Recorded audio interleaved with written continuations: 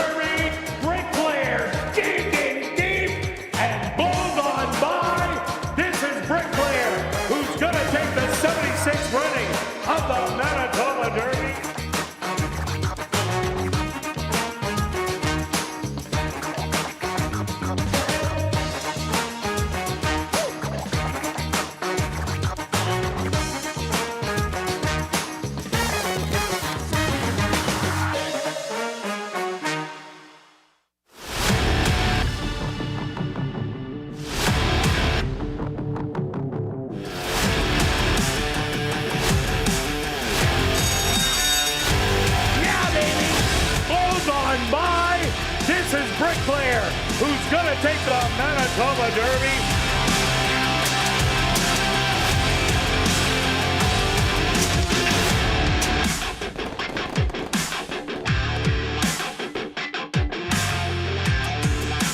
The Manitoba Jockey Club acknowledges that we are on Treaty 1 territory, and the land on which we gather is the traditional territory of the Anishinaabe, Cree, Anisininew, Dakota, Lakota, and Dene peoples, and the national homeland of the Red River Métis. We pay our respects to the First Nations and Métis ancestors of this land. And welcome everybody to ASD Live, brought to you by Manitoba Liquor and Lotteries. Day 5 on the racing calendar. Let's take a quick look back at Wednesday's racing action. Who is hot? Well, on the jockey side, it was Sven Balrup, who got the late daily double, so he moved into second, tied with Praven Badri. Rashad Knight still on top with 5 wins. Demario Bino only a couple wins off with 3, and Antonio Whitehall at the bottom of the board. And then on the trainer's side, Steve Keplin Jr. had a great day. He had 2 wins. That vaults him into the lead. Tom Gardapi Jr. in second. Wendy Anderson, Jared Brown, and Lise Pruitt all tied on at 3 wins apiece. Stretch, what did you see on the racetrack on Wednesday, except a little bit chalky? Yeah, it was a chalky. Just kind of comparing from the first week to the second week. Second week was a little bit quicker. Both days were very similar, a tick out, so it you can kind of compare. On Tuesday, very few people had the pick 4. On Wednesday, everybody but Kirt had the pick 4. I tried to get the horse beat in the last. That's fair. Anyway, Took a shot. You always take a shot, for sure. It was just in my notes. I had to read it. Well, of course you did. Yes. Did you have any pick 4s lately? I did, actually, last night, betting Hawkesbury in Australia. I got through the first 3 legs, but I was a little tired, went to bed, woke up this morning, and I did get one of those big pick 4s. I had a 60-cent ticket, only spent $6 on it, paid $17. Nice. So it was profit in the end. Profit is profit. So There thank you, you go. Hawkesbury. But it was chalky. I looked at the results this morning, and I was like, wow. Well, at least If I would have stayed up for an extra $15, I don't know. That wouldn't have been worth it. No, for sure. And by the way, the pick 4 this week starting is $50,000. On Wednesday, they bet over $103,000. So I think we'll fly by that. We've got bigger fields. Thank you. Yeah, bigger fields. I like the sequence. 32 horses in the sequence.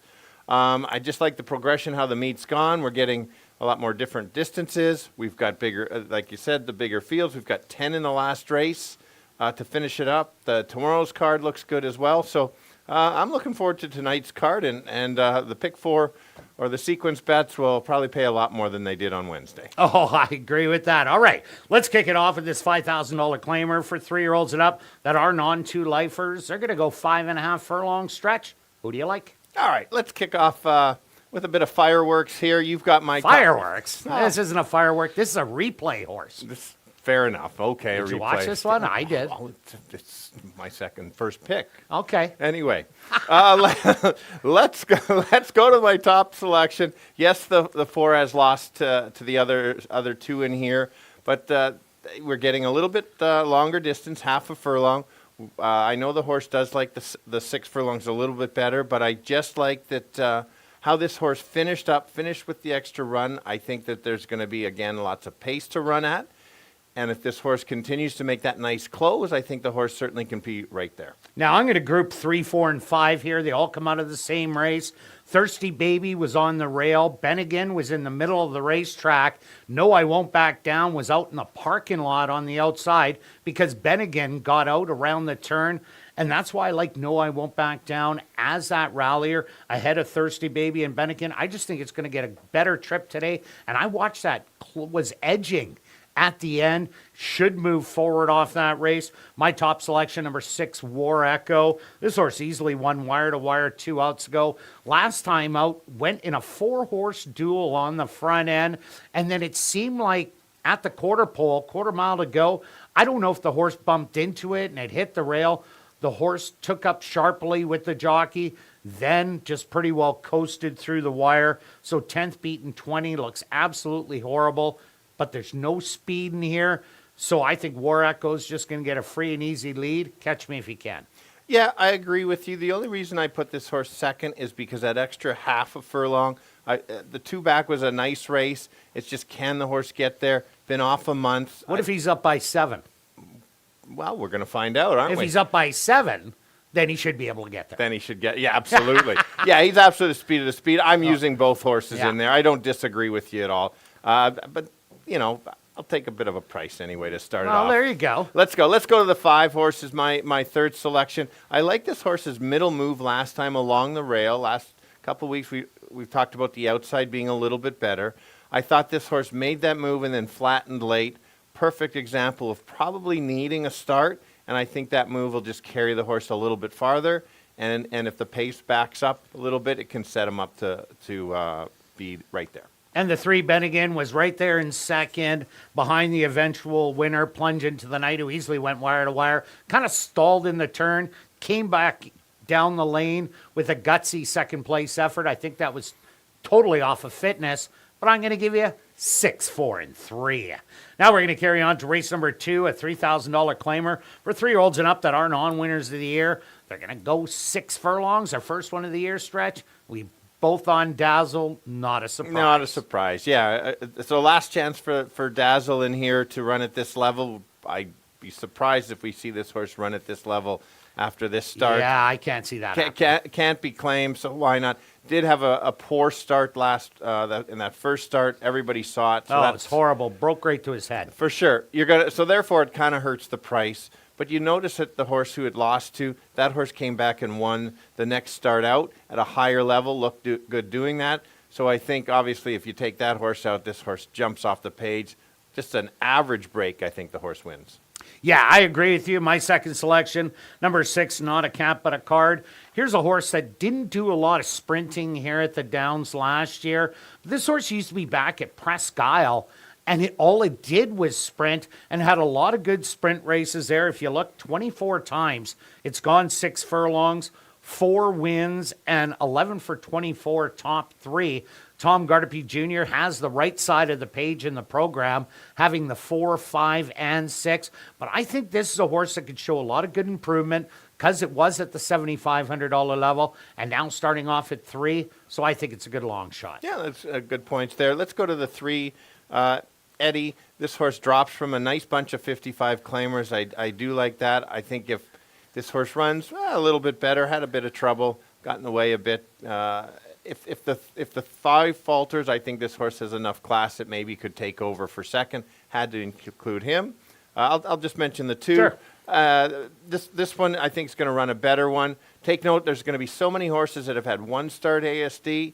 Got to understand, are they going to improve or regress? Most of them are usually going to improve a little bit, and that's why I think this one is. This is my speed horse. Yeah, the other one I like is number 1, Diamond Graham. This is a lone girl going against the boys in here, but Diamond Graham had a good year last year. Yes, never got a win, but 2 seconds, 4 thirds, and 8 starts. It was always knocking on the door. Michael Nault has been having a great start to 2025 as he did in 2024. So if this horse is ready, best race is good enough for top 3. So I'm giving you 5, 6, and 1.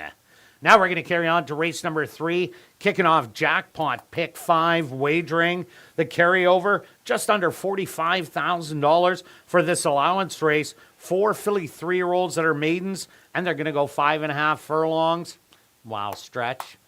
2 favorites in here in the big 3 to 5 shot, and we both go against. Yeah, because we watch replays and we understand we do. on different things too. Yeah, rematch of second and third place finishers on May 14th. Watch the replay. This the 2-horse broke a step slow along the rail. First start lifetime, made a bit of a move. I think this horse is certainly going to improve. I just think that this horse might even be closer to the pace after that break. We're not sure about the other ones. Could be the pace. Or of the could race. be the pace, in fact, for sure. I do like this horse quite a bit. That's why it's my top selection. Yeah, go ahead. Yeah, it took Art Nouveau, the 4-horse, everything to go by the 2 last time out. And as Stretch said, the horse got out at post position number 1. Not a great post for horses with speed. Broke in a little bit. Then Neville had to use the horse to get into contention. And when it came late down the lane, he didn't have any horse left. That's why the 4 went by. If the 2 breaks sharply and gets the lead, I think it could be long gone. But I think it's these 2, 2, and 4. Yeah, just to add, the 4 certainly is one of those horses that likes the second and third. Went off at 40 cents on the dollar. Don't get me wrong, this horse certainly can win this race. They're getting a little extra distance, but I just had to have the 2 and the 4. Go ahead. You want to talk about Frackaloo, your 3-horse? You talk about the starters, and I'll jump in. Number 5, She's a Roski. This is a first foal, so there really isn't much to go on. Edison, that's a great sire coming out of Saskatchewan. The mom, Sweet and Spicy. She had a little bit of early speed, so we'll see what She's a Roski can offer. Pioneer's Tigress, the 6. Pioneer of the West, that's a pretty good sire out west in Alberta, BC area. This is also a first foal. And number 3, Frackaloo, has 2 siblings of racing age. One is unstarted. The other one, a 3-time winner of over $172,000, but has never run a sprint race.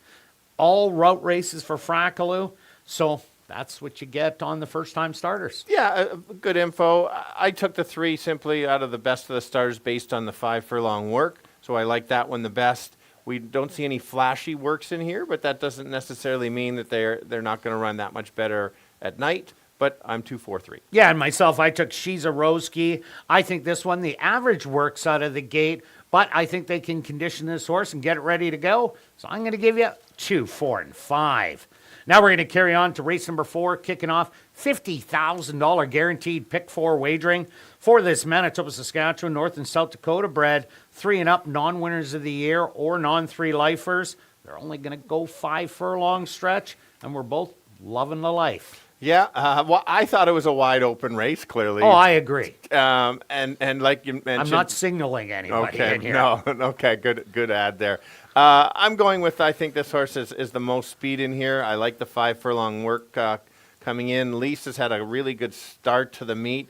I like that. And I think because it is only 5 furlongs, makes it that much easier for this horse to win off the layoff. So I had to start with the 6. Yeah, I agree with you there.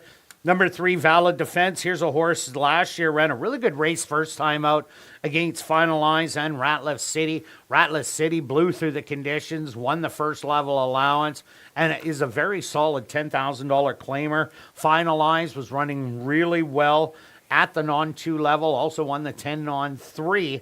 So Valid Defense, not a lot of speed here, will be a late rallier. But if there is a battle between I Love My Life and Prairie Drifter, and maybe throw Maybella in there, might set up for Valid Defense come flying late. You forgot to mention raced against Norm. Oh, that's right. Yeah, did run against Norm and McEwen. And McEwen. Nothing wrong with That's McEwen. the two that I have there. I'm with you on every point. It's just a little short. That's why I have it 3rd. But if it sets up. And then my second selection is the 4. It's the girls against the boys. Can run against the boys. This level, we've seen them. Oh, they certainly beat them up last year early on in the year. I think it was 3 out of the first 4 were won by girls. Okay, very good. I just thought this horse pressed last time on the outside. Fractions weren't overly quick, but I think this horse kind of has that one-turn move, and I thought it just has that racing edge, and that might be enough. That's why I moved the 4 up just a slate ahead of the 3, 6, 4, and 3. And I'm 6, 3, and 7. Now we're going to carry on to race number 5 for this allowance race for fillies and mares, 3-year-olds and up. They're going to go the 6 furlong distance stretch. What about in here? Yeah, the another one of those good competitive races. We have 3 listed, but I think many can win it in here. Interesting. Basically, we're already going the 6 furlongs, which is you got to be careful on this because this is where I've noticed the 7 furlong horses can step it up a little bit more. Oh, they for sure can. But I am going to go to the 2 as my top selection. I like the first race over the track. If, again, watching that replay, the outside horse ended up to be more speed. I like what Antonio did, decided let's not get in that big duel along the rail and then try to make a late run. The horse was closing and then kind of came up short at the end. It was a smart ride, but maybe today could get loose. Steal it. There is a bit of other speed, but I thought this horse might just get the controlling speed and just carry the speed the whole way. Yeah, I agree with you. If this horse does get the lead under soft early fractions, if you see the first fraction, 24, half, and 48, and sum it up as a lead by a length and a half, they're definitely not going to catch it. But I think the 4 Distinctive Deb just might show speed. I was down in Turf Paradise 3 outs ago, and this horse went against some speed balls, put them all away, and then it was a closer that came by and got the win, but it was such a gutsy effort by Distinctive Deb. And last time it did run here at the Downs, it showed remarkable late gain, almost caught Secret Glenda. If it was another quarter of a furlong, probably would have went on by. So I really like Distinctive Deb, who's now had a start over the racetrack. Yeah, I liked how that horse finished up too. It's kind of a cat and mouse how the race is going to go on there. So I've got all 3 of them in here. And then, as you mentioned, maybe the 4 goes after the 2, and then that would set it up for the class of the field, big stretch. It is quite short for stretch. She likes to kind of close a little bit longer, but look at the class, the top fillies and mares on the ground. She has that move. Didn't win last year. Wasn't her year that she was, but she did lose to some monsters. Stakes races. That's true. So yeah, it's hard definitely not that easy against Spittin' Kitten and Burrow Down last year. That's true. You're running against theirs. The chances of winning are smaller. 2, 4, and 7. And definitely the 7 Ken Sprint early on. Big stretch. The 2 wins it has at the distance was the Maiden Breaker and the non-2 Life Breaker. So I'm going to give you 4, 2, and 7. Now we're going to carry on to race number 6, a $7,500 claimer. 4 3-year-olds and up, they're going to go 6 furlongs. Our first of 2 classic high 5 races. Number 1, Black Tika, will run on Lasix today. It did run on Lasix last time out, but will again. Who do you like, Stretch? We've got I like that we're mixing them up at least. Yeah, a little bit. Well, I'm going to question your top selection anyway. What's wrong with Chewy? I'll talk about Chewy Okay. in a second. Let's 7,500 has been a good condition all meet long so far. Every week we're running it. Absolutely. I think hopefully it stays like this for a while. Very competitive. We'll see how we've got lots fitting the condition. We're going to certainly have some that just win this condition quickly, move up. Others will have to drop. I am going to go to the top. The 4 is my top selection in here. Like the race last time, we both liked Market King last time. This horse basically controlled the front end and kept going. This horse probably will have a little pressure inside with Probably. Fair. Should. Yeah, that's very true. This horse can only go to the front. But I do like I do like Market King that is able to stalk. Is not a need the lead horse, can just sit on the flank and just kind of run that evenly and make the move. And then that's why I think the horse can win back to back, because this horse is a touch higher than this level when he's in top form. Yeah, no doubt about it. But I think there is going to be a big heated battle. If that does happen, got to look for someone to come off the pace. Starship Chewbacca last time out. This horse was on the fence, and that's where you didn't want to be. Talked to a lot of jocks in week number 1. They said the inside was deep. And Stretch, you noticed that early on, that the horses on the outside were rallying much better than the ones trying to scoot up the fence. Then the track changed last week as we did have the rain, and they ended up blading it or taking some of the surface off. So it was much better last week, but Starship Chewbacca was in that, like I say, quicksand on the inside, tired, but the horse does not need the front end. If you look back on this horse's form, it used to always be a stalk and pounce type of horse. If it goes back to that, sits behind the 1 and 4, they battle it out, Chewbacca will come flying. Agree completely with all your points. Help me out on reading this. It's Okay. not Assiniboia Downs. There's a 9, right? And then it's 0, and then it's 5. Would that be 5 seconds out of 9 starts at ASD? Yeah, there's a few seconds there. Okay, that's all. That's All why right. it's my second selection. All right. And I'll go to the 1. Like the figures last time, you said is the speed's going to get the lead. Sometimes they just maybe Market King lets this horse go, and they go around the track. We'll see how the speed plays today.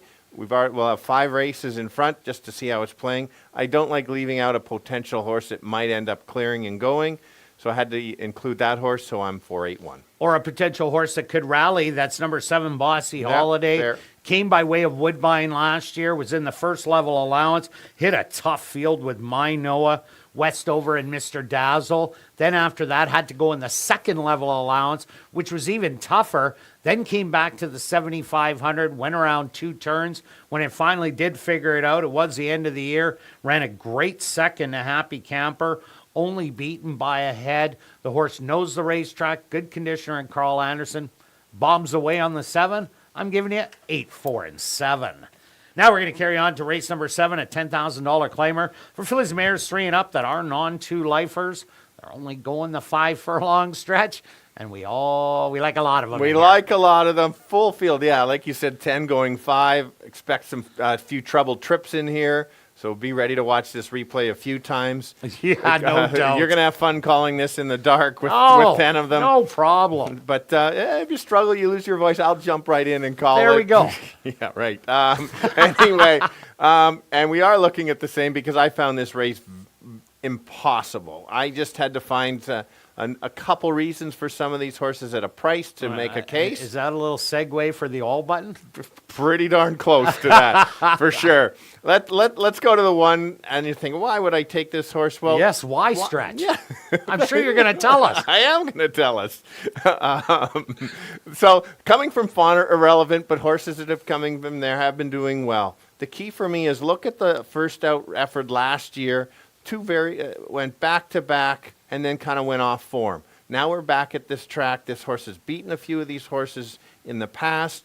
I like the 5 furlong works coming in. I think if we can get something close to those early races, yeah, it's a little weaker, but that's okay. Let's take a shot. Was against the allowance. Getting 20-1, this is a type of race that makes the pick 4 pay. Yeah, and I ended up going to number 4, Dusk. Hard to bet a horse that got beat by 20 in its last start, 26 in the previous start. You've seen a lot of ugly lines there, but that was Turfway, Aqueduct, the Belmont and Aqueduct. That's tough racing. And the horse has done the poly, it's done the turf, but it did run 2 races early on the dirt. Its first lifetime start stumbled and ran a very game 4th, beaten 8 lengths, where the winner won by 7 3/4. Second time out, showed speed, ran a really game 2nd, and then they went turf hunting after, and it didn't fare too well after that. But those 2 races, I know they're not in your program, but they're way down there. If you looked at those and put those on top, the horse would go off at 1-9. Obviously, it's not the same type of horse, but if it runs anywhere close to those races, big shot. Yeah, I had to include that horse for many of those reasons, and then I just added to the nice couple works on our surface, which makes this horse ready to run. So I had to include that one. Obviously, that one is on my pick 4. And I went to the 10. This would have been, if the horse wasn't starting out in the parking lot, it would have easily been my top selection, but your post 10 going 5. There's so many good things I like this, just that post hurts too much. This horse has already, right, Tom already has 4 wins this year, 10 of 19 in the money. His horses are obviously running quite well. This, I just see if there's a pace battle or speed early, which I believe there is going to be, especially with the 8 flintlock in here. So I needed a closer. That's my closer. I just need a clean trip. 1, 10, and 4. Yeah, another horse I like, number 7, Sneaky Situation, taking the big drop from the allowance level down to this 10. Last time out, had to go in a tough race against Gina Serenade and Bound for Heaven. Bound for Heaven is in tomorrow and is the favorite in the race. So with this drop, yes, got beat by 11, but with the drop, that should level it out a bit. The horse did get that as a tightener. Yes, there is other speed, but not a pile of it. So I think Sneaky Situation can run good. And also number 9, Mineral Rights. I like this horse. Those California form was much better than the Fauner Park form. We seen Jason Homer the other day have a horse run Audace, $90 on the board, and just ran out of ground, losing by a long neck. I think this horse will like the surface a lot better here with a little bit to run at because it does have some tactical speed. So I'm going to give you a 4, 7, 3, and 9. I'm going to give you a little bit of everything. Good luck with all your wagers this evening, and I'll be right back with the changes on this evening's Carter Racing.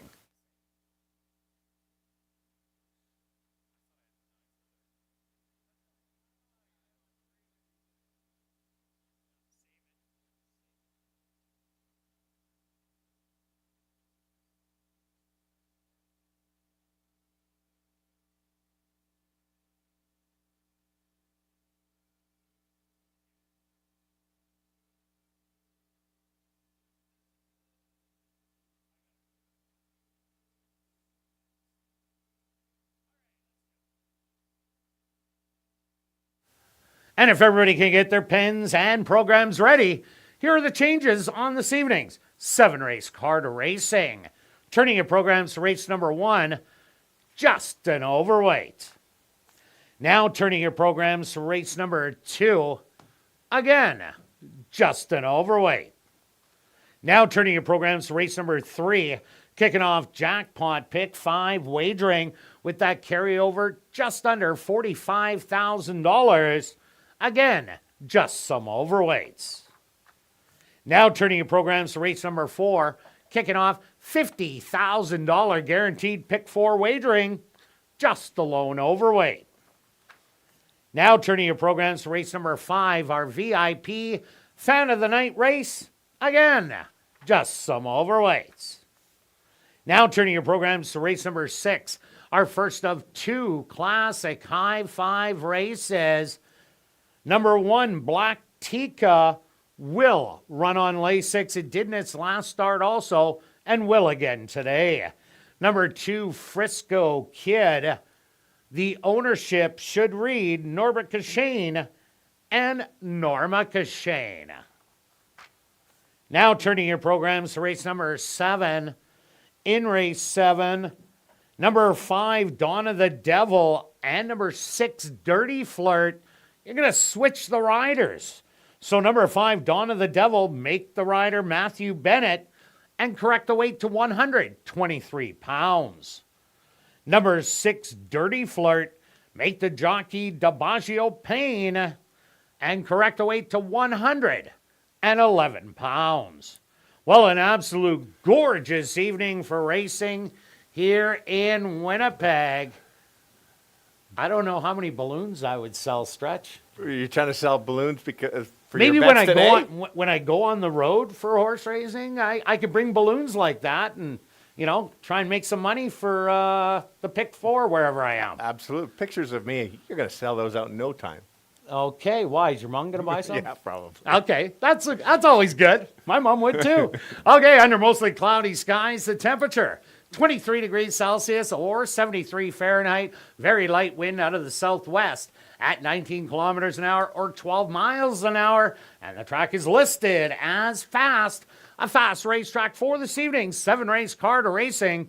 We're going to kick it off right here in race number 1 that goes to post in 17 minutes.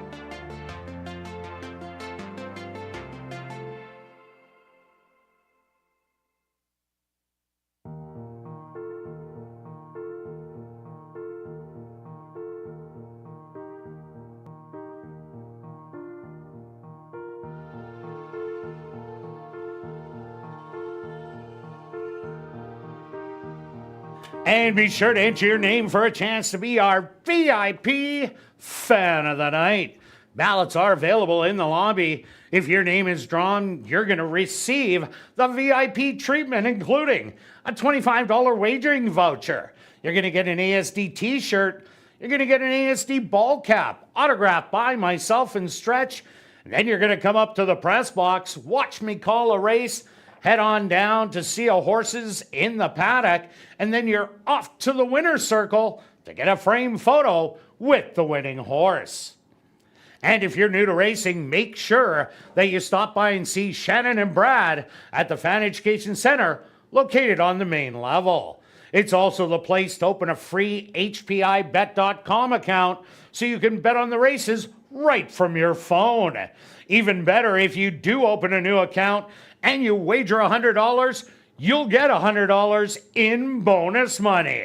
Have a great evening of racing.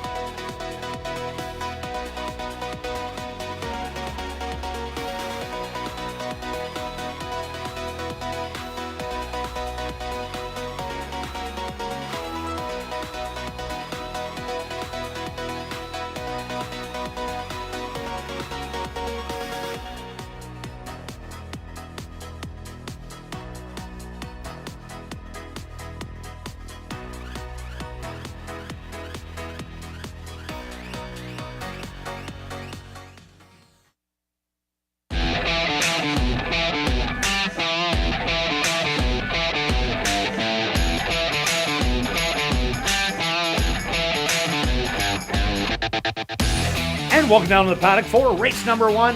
We're kicking off the Tuesday night card of racing with a $5,000 claimer for 3-year-olds and up that aren't on 2 lifers. They're going to go 5.5 furlong stretch. Who do you like in the opener? All right.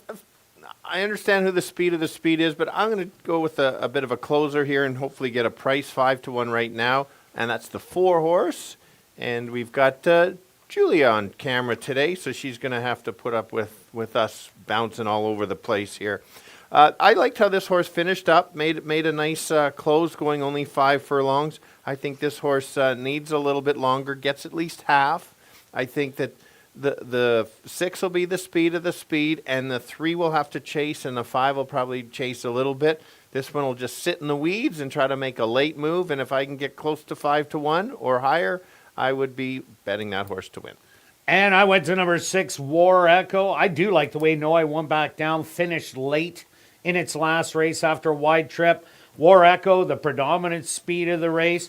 Last time out was in a 4-horse duel on the front end, and it was a cutthroat duel. They were in 21-2.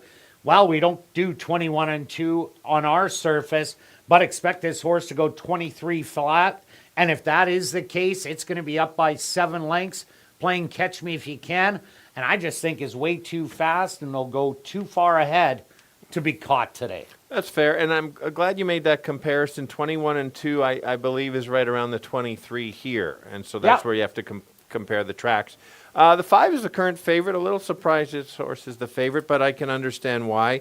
This horse made a nice even move, actually even better than even move along the rail on the turn, and got close and then kind of faded late. To me, it looked like this horse needed a start, got the start, now be ready to go. The horse can pass some horses, and that would be the way this horse gets there. My comment would have been dream rail trip on this horse. Okay. Also, number 3, Bennigan. This one was chasing after Plunge Into the Night, who ended up going wire to wire. Kind of stalled a bit in the turn as it was getting out, was about 6 off the rail, and then came back into himself and rallied down the lane to grab second money. So Bennigan, not out of the question for a duplicate race, and you're getting 5-1 right now. Yeah, let's take a look at the 2. The 2. It says this horse is a maiden. You're saying, well, he won 2 back by 11 at Lethbridge.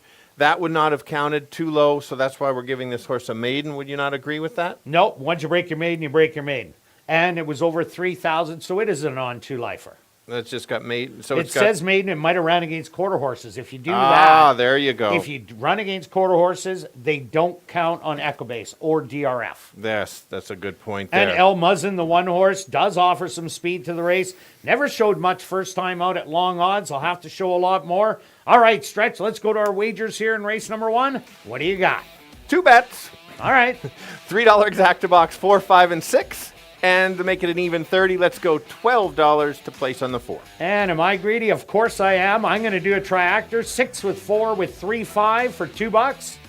Another one, 6 with 3, 5 with 4, also costs $2, but I'm making them $5 ones, so they're 10 each. Good luck with all your wagers here in race number 1. We'll see you back for race 2.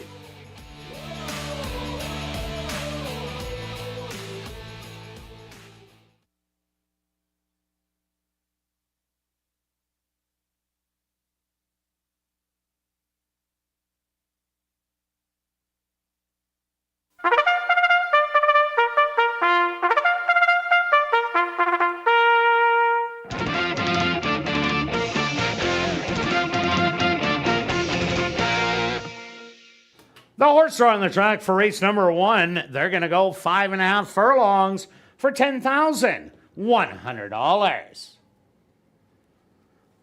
Number 1 is El Muzzin, owned by RBR Stable, trained by Ryan DeJarlis with Rashad Knights.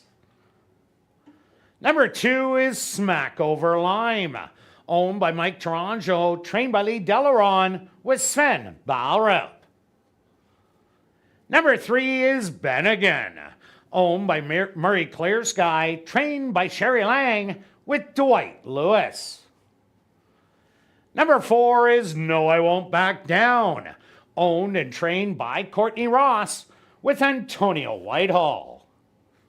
Number 5 is Thirsty Baby, owned by Wind Dancer Stable, trained by Wendy Anderson with Demario Bino. Rounding out the field is number 6, War Echo, owned by True North Thoroughbreds, trained by Michael Nault with Praven Badri. Rolling doubles, kicking off here in race number 1. They'll go to post in approximately 4 minutes.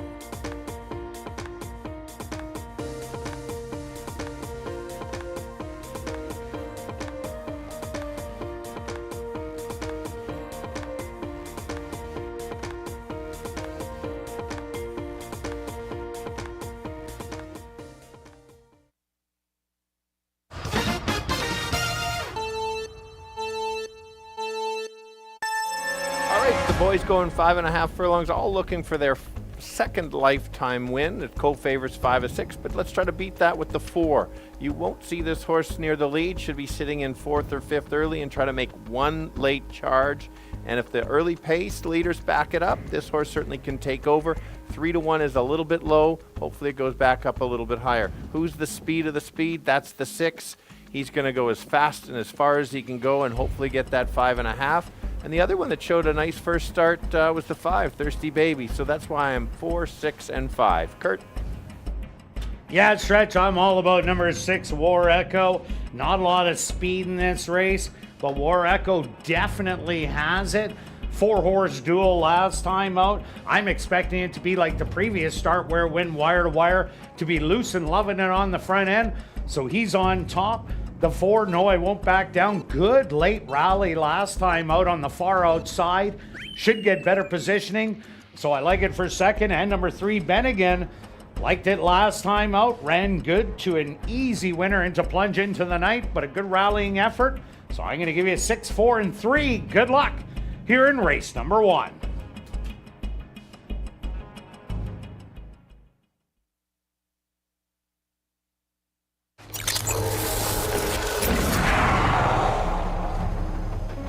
It's now 2 minutes to post time at ASD.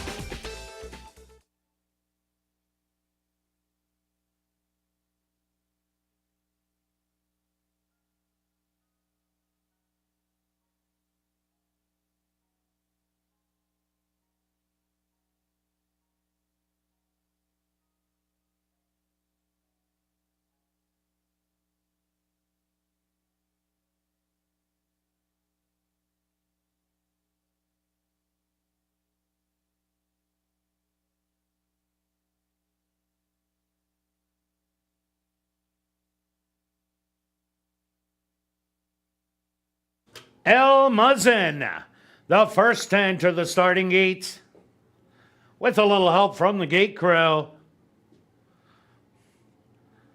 Starter Derek Corbell opens up the front gates for El Muzzin. Once El Muzzin tucks himself away, he will close the front gates.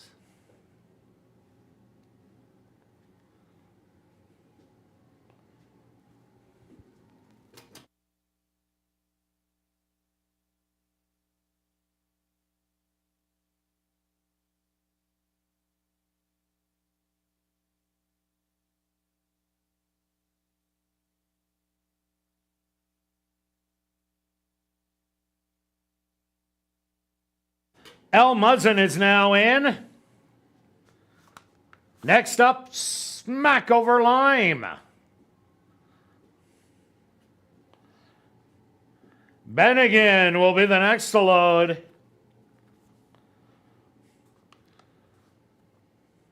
Here comes No I Won't Back Down. Just 2 left to load. Thirsty Baby. And now just waiting on our 3 to 5 favorite, War Echo, to the outside. The field is set. They're at the post. And they're off. Hopping a bit at the start was El Muzzin. To the far outside, War Echo. As expected, opens up an early lead now by 2. El Muzzin has recovered nicely and is trying to engage a leader in second. To the outside, Bennigan. Also showing speed, now only a length off of it. Making a move in fourth. No, I Won't Back Down on the rail. To the outside, Thirsty Baby and Smack Over Lime, the early trailer. 24 seconds, the opening quarter, and War Echo now opens up the advantage to 4. Bennigan in between horses on the inside. No, I Won't Back Down. Thirsty Baby 3 wide. They hit the head of the lane, and War Echo secured on the lead still by 5 lengths, and they're running out of ground, coming to the 16th pole. This is all going to be War Echo, who's gonna win by 3. Bennigan second best, third is gonna go to Thirsty Baby, and fourth to Smack Over Lime.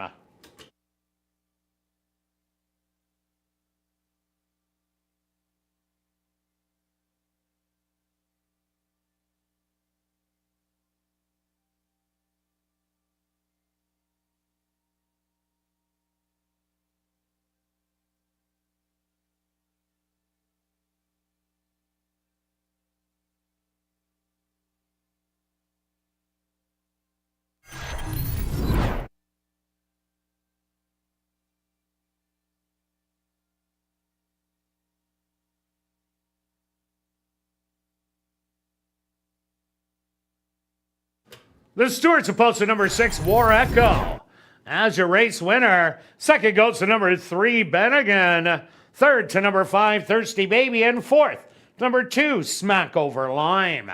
They went the opening quarter 24 seconds, the half 48 and 2. 5 furlongs, 101 and 2. Time for the 5.5 furlongs, 108 and 2.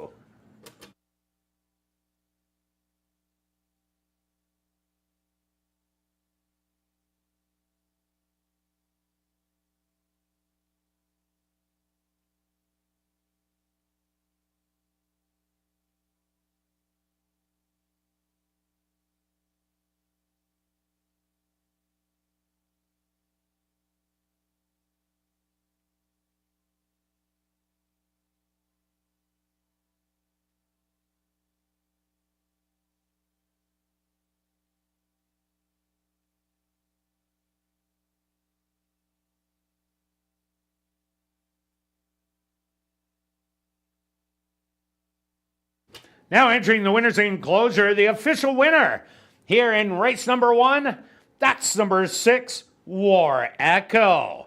War Echo is a big gelding, 3 years old, by Dad's Caps, out of the mare's screenshot by Bodemeister. Owned by True North Thoroughbreds, trained by Michael Nault, and ridden to victory by Praven Badry. Time for the 5.5 furlongs, 108 and 2.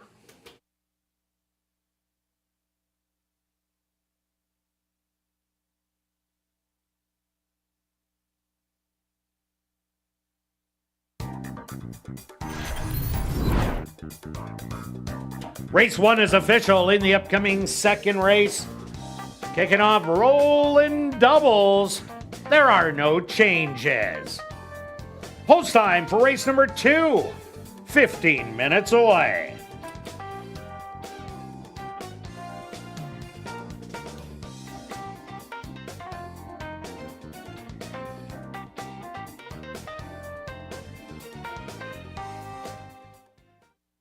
Assiniboia Downs has introduced a new 50-50 draw that will take place each and every race night.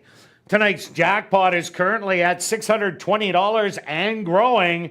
Tickets are 1 for 10, 10 for 10, 10 for 20, 50 for 50, or 200 for $100. You can purchase your ticket at guest services or the VLT cashier's cage or from any of the roaming 50-50 ticket sellers, or just go online at 5050.asdowns.com. The draw will take place at 10 p.m. tonight, and proceeds will benefit Final Furlong and the Winners Foundation. And take note that you do not have to be in attendance to claim your prize. Just check our website at asdowns.com for the winning number. Also, don't forget to check out our 140 VLTs in our spacious Club West Gaming Lounge, located on the second level of the grandstand and open daily from 10 a.m. to 1 a.m. And tonight and every race night, we will be drawing for $500 in cash at 11:30 p.m. during Crazy Hour in the VLT Lounge, and it's absolutely free to enter.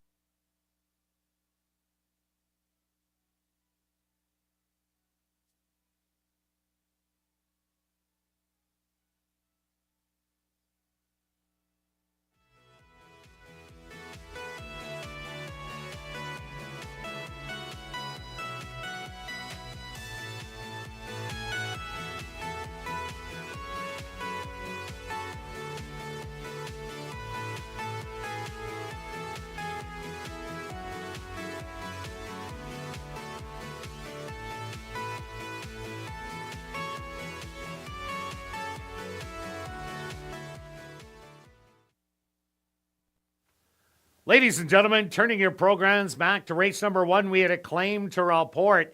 Claim for $5,000 was number 3, Bennigan, claimed by Bill and Reed Mooney, trainer Bill Mooney.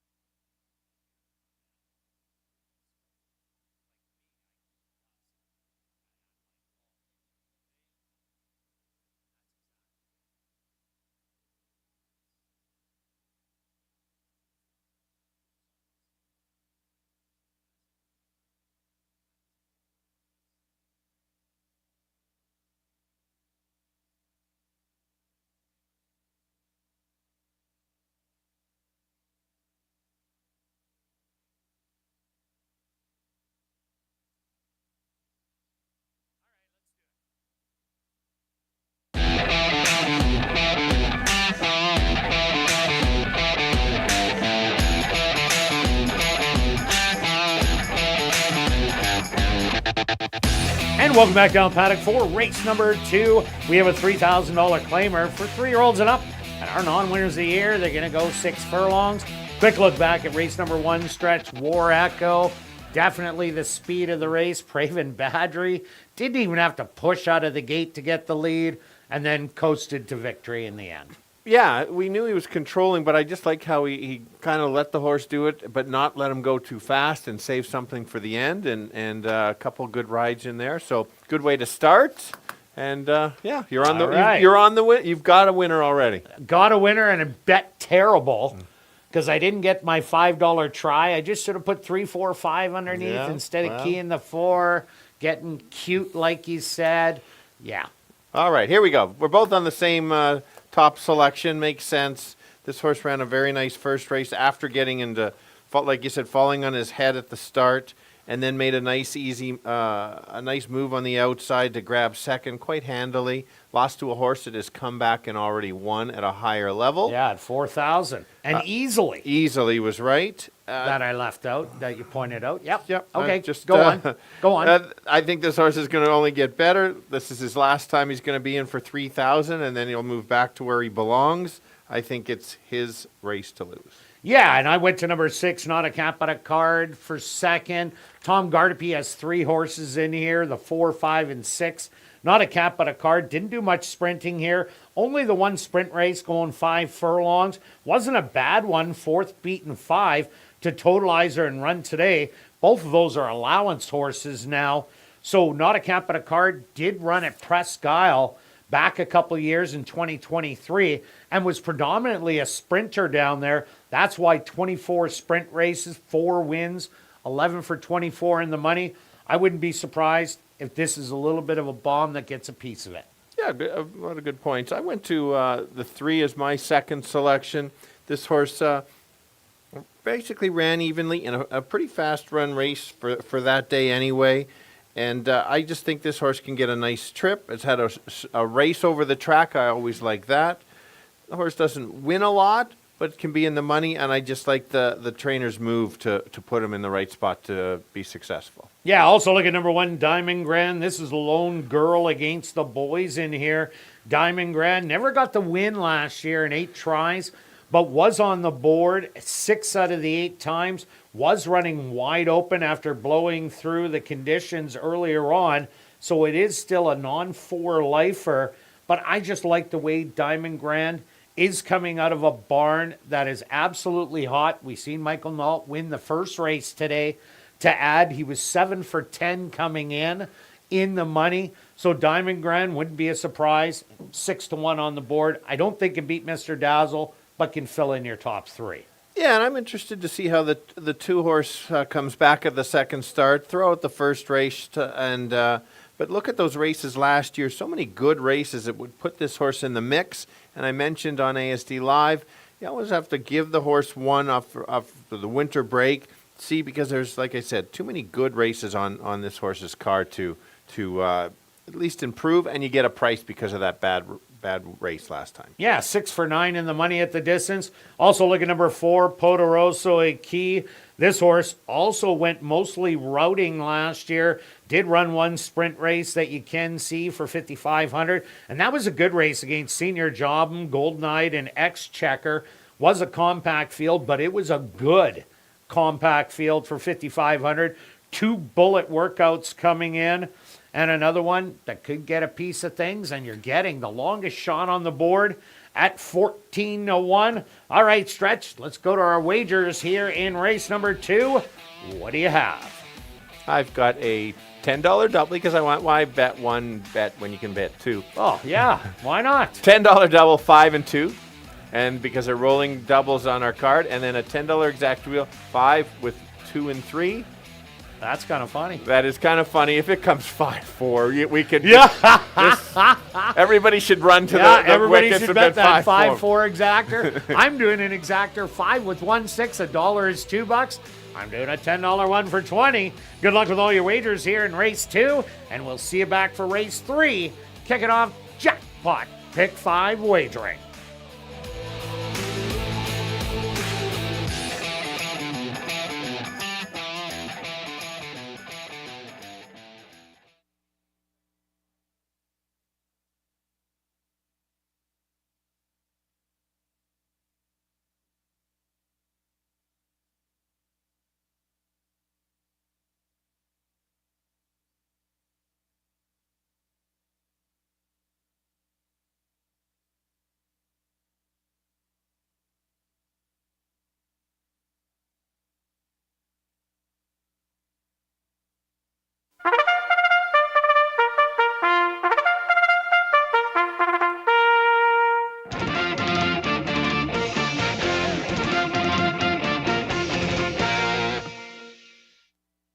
The horses are on the track for race number 2.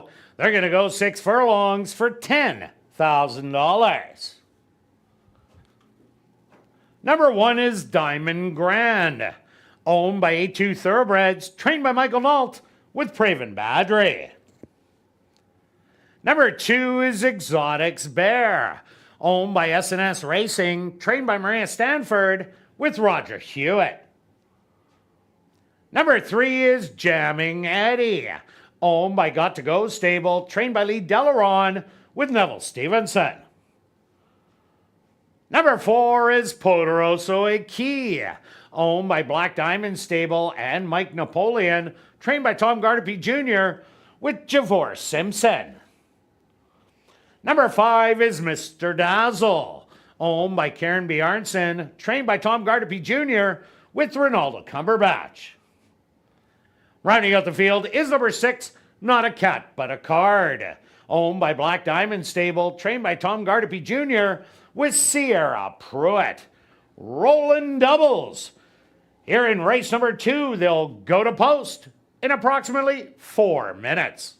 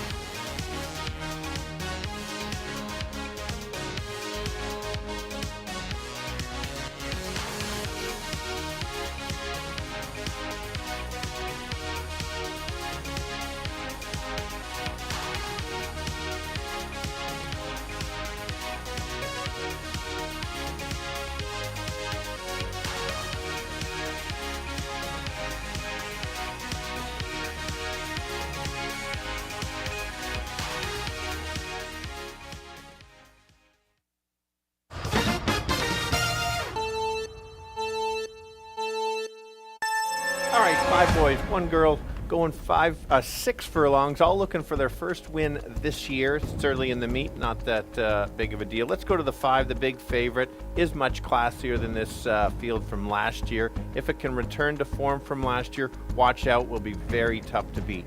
Others to consider is take a look at the 3, Jam and Eddie. Ran evenly last time, but got that race over the track, drops in class a little bit. Bit of the price horse at 6 to 1 is the 2. Can show some speed, maybe be able to carry the speed like the horse in the first did. So I'm 5, 3, and 2. Kirt. Yeah, Stretch, I'm with you on number 5, Mr. Dazzle. Terrible break, got beat by a horse who jumped up to win for 4,000 non-winners of the year impressively in the very next start. Not a lot of speed in here. I'm expecting Mr. Dazzle to be right up and be the one to beat. I also like number 6, Not a Camp But a Card. This horse used to sprint quite a bit in 2023. See a lot of route races on its form and 2 turns. Now it gets a cut back, but I think has a good shot at the distance of 6. And I also like number 1, Diamond Grand, the girl against the boys. Mike Nault, who won the first race. Fabulous start to the season, in the money over 80% of the time. So I'm going to give you a 5, 6, and 1. Good luck here in race number 2.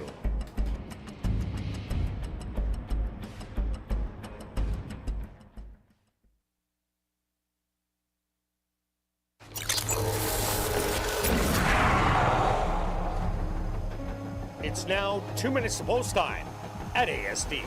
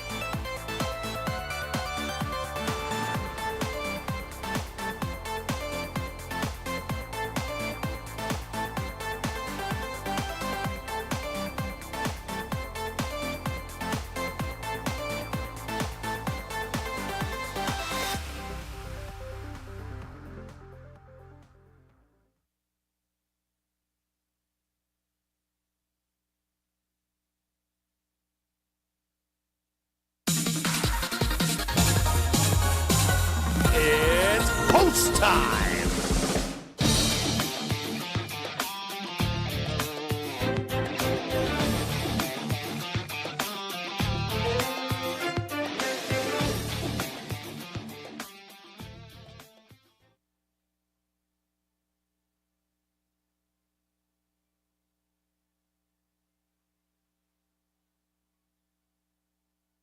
Diamond Grand, she's the first one in. Exotics Bear steps up and in. Here comes Jammin' Eddie. He's in. Poderoso Key is in.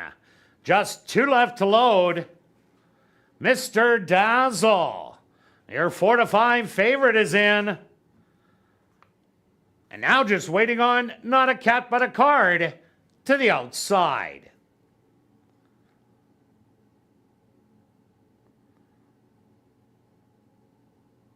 Field is set, they're at the post, and they're off. A smooth beginning for all on the inside. Exotics Bear flashes a bit of early speed. Diamond Grand also up close early on the inside. 3 wide, Jamming Eddie makes it a trio. Then Mr. Dazzle now going after him, 4 lengths behind. And Not a Cat But a Card on Poderoso Key are the early trailers, but only 5 lengths off of it. The opening quarter, 24-1.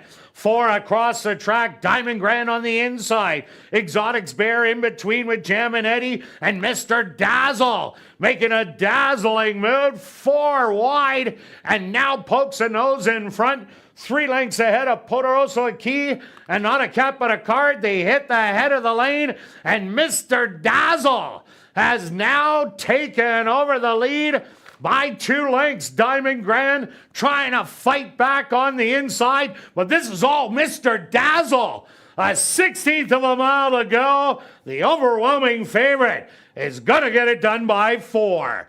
Diamond Grand second best. Third's going to go to Jammin' Eddie, and 4th to Exotics Bear.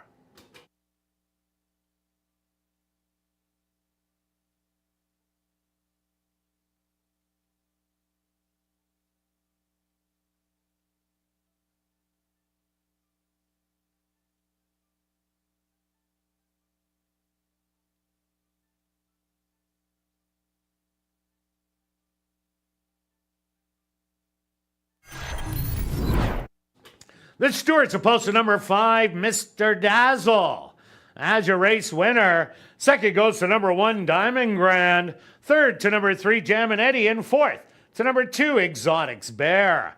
They went the opening quarter 24-1, the half 47-4. 5 furlongs, 101. Time for the 6 furlongs, 114-3.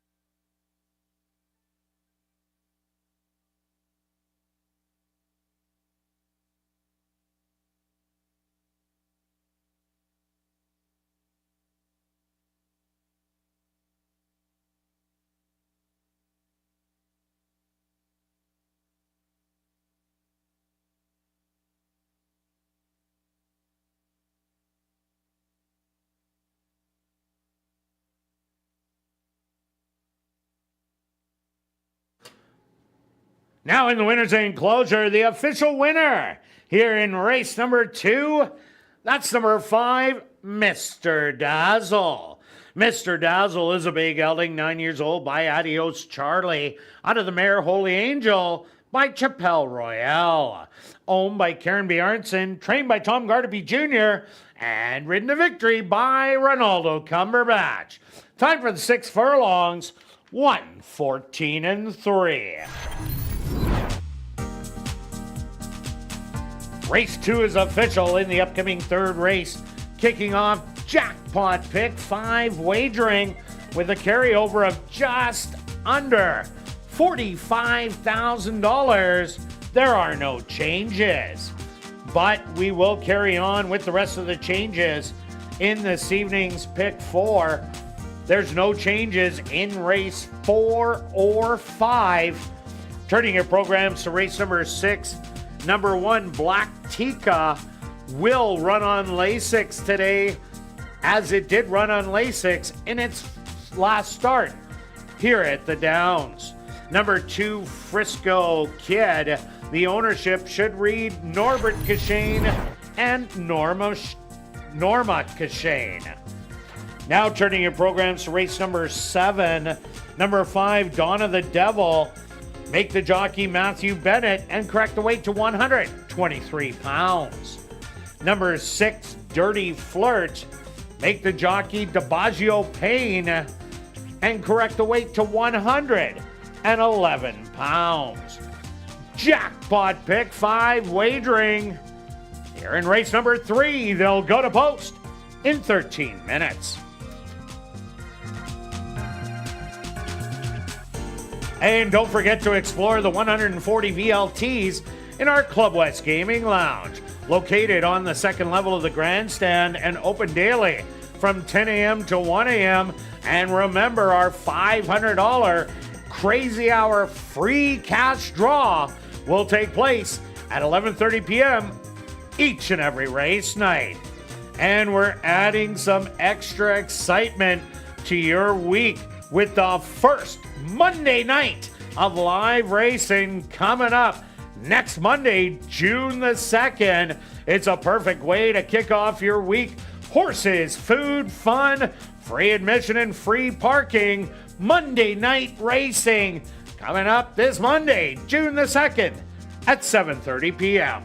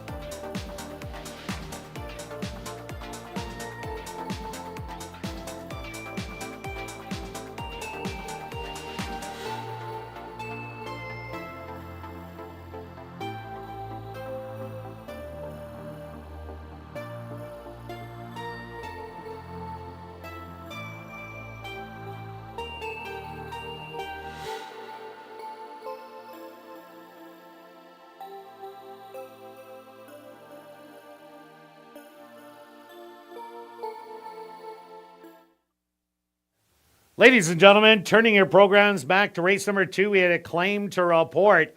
Claim for $3,000 was number 3, Jammin' Eddie. Jamming Eddie was claimed by Drop-In Racing, James Keplin, and Parker Wallette. Trainer, Steve Keplin Jr.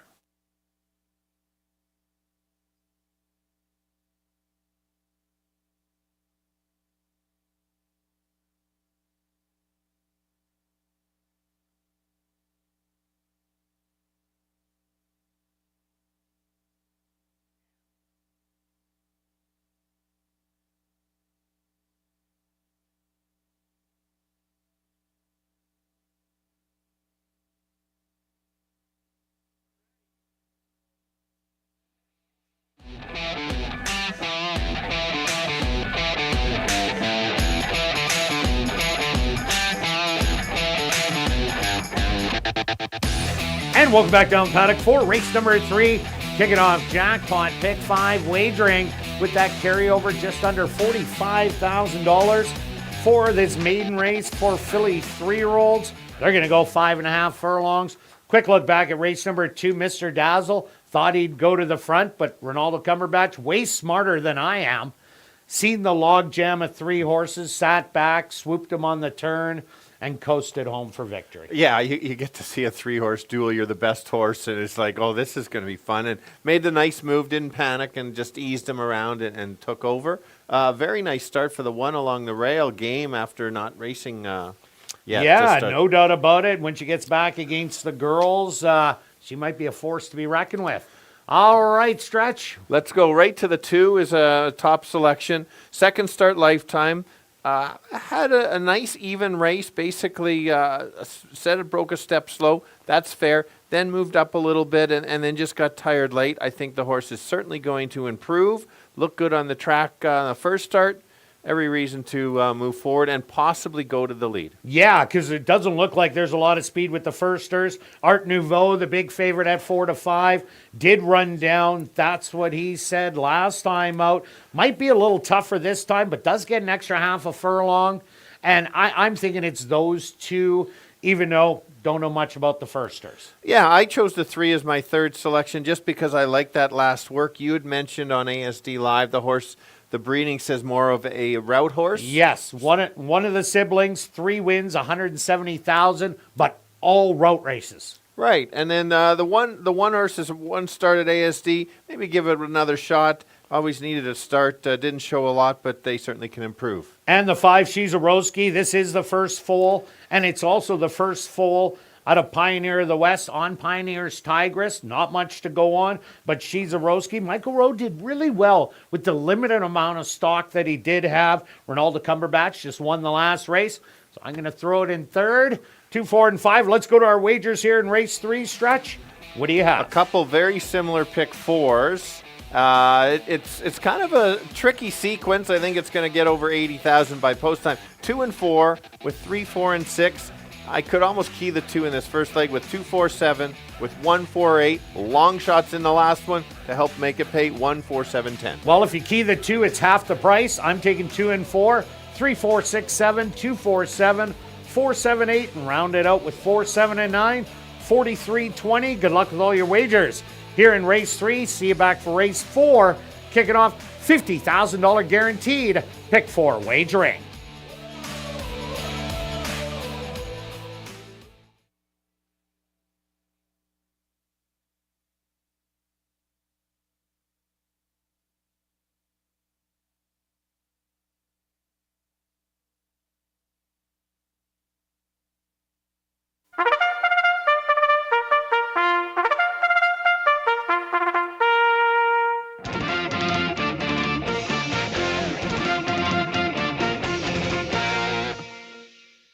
The horse on the track for race number 3. They're going to go 5.5 furlongs for $20,000.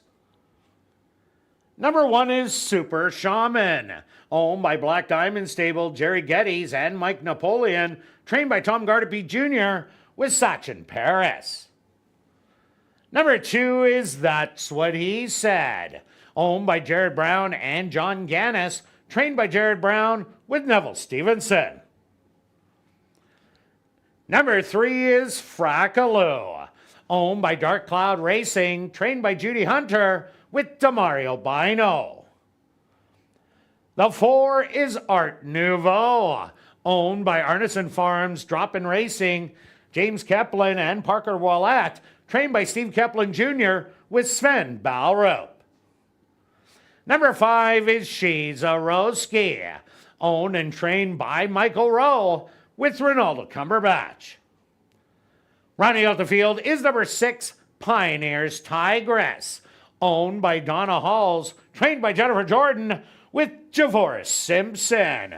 Jackpot pick 5 wagering. Here in race number 3, they'll go to post in approximately 4 minutes.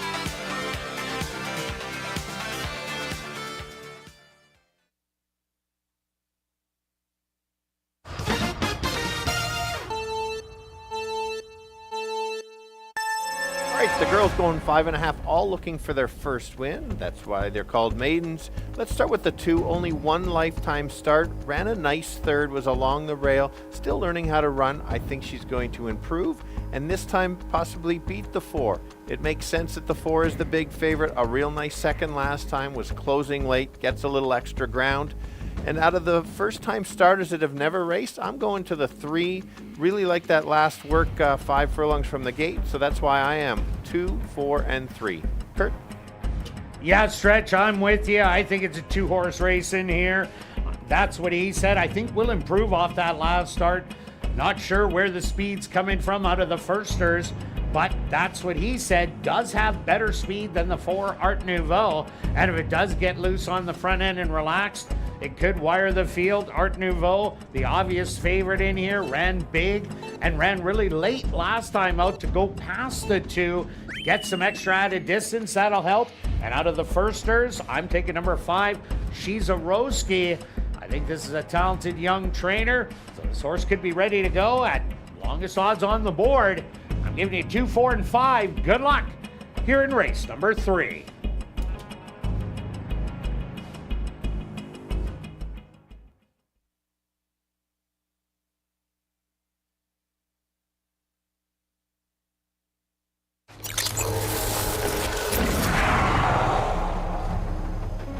It's now 2 minutes to post time at ASD.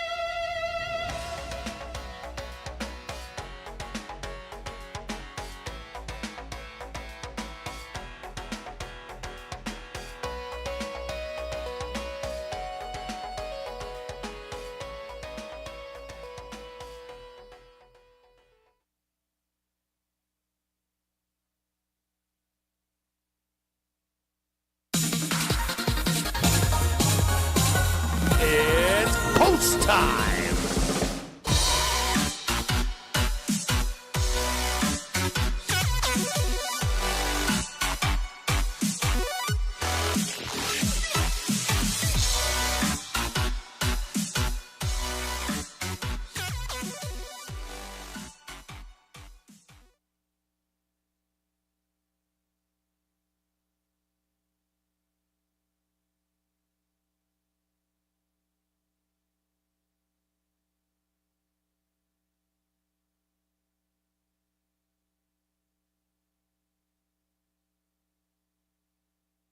Super Shaman, the first one to go into the starting gate. Next up, the co-favorite at 6-5. That's what he said. Frackaloo, one of the 3 first-time starters, goes right in. Art Nouveau, the other co-favorite at 6-5, is in. Just 2 left to load. She's a Roski, also a firster, and just waiting on Pioneer's Tigress, the other first-time starter, to the outside. That's what he said. Fractious in the starting gate. Now settled down. They're at the post, and they're off.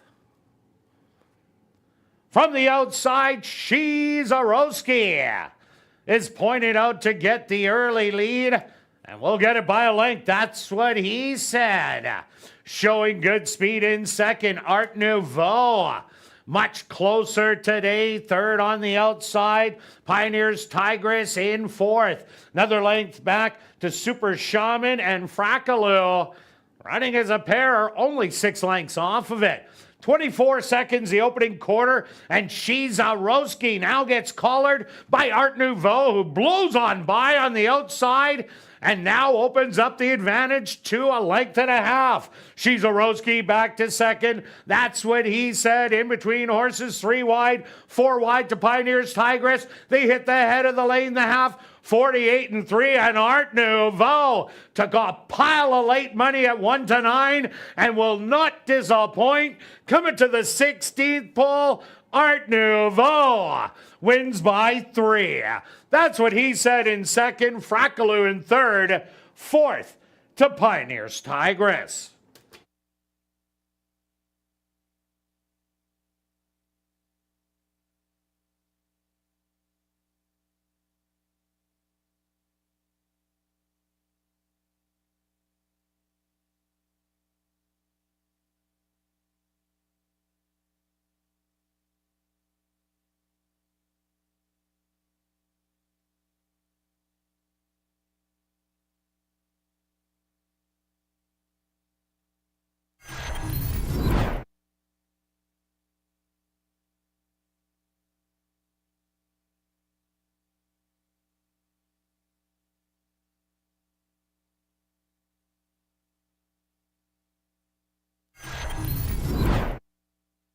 The Stewart's supposed to number 4, Art Nouveau, as your race winner. Second goes to number 2, that's what he said. Third to number 3, Frackaloo, and fourth to number 6, Pioneer's Tigress. They went the opening quarter 24 seconds. The half 48-3. 5 furlongs, 101-4. Time for the 5.5 furlongs, 108-3.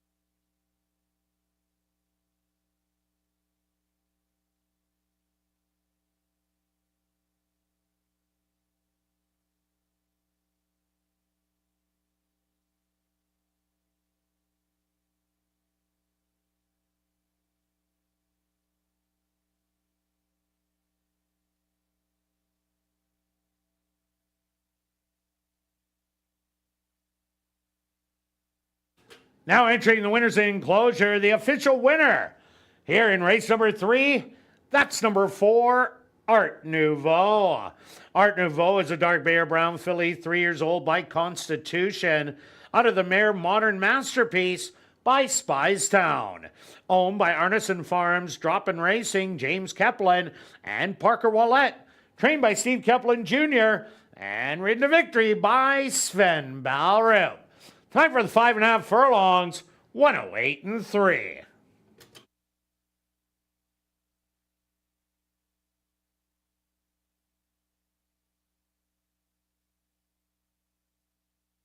Race 3 is official in the upcoming 4th race.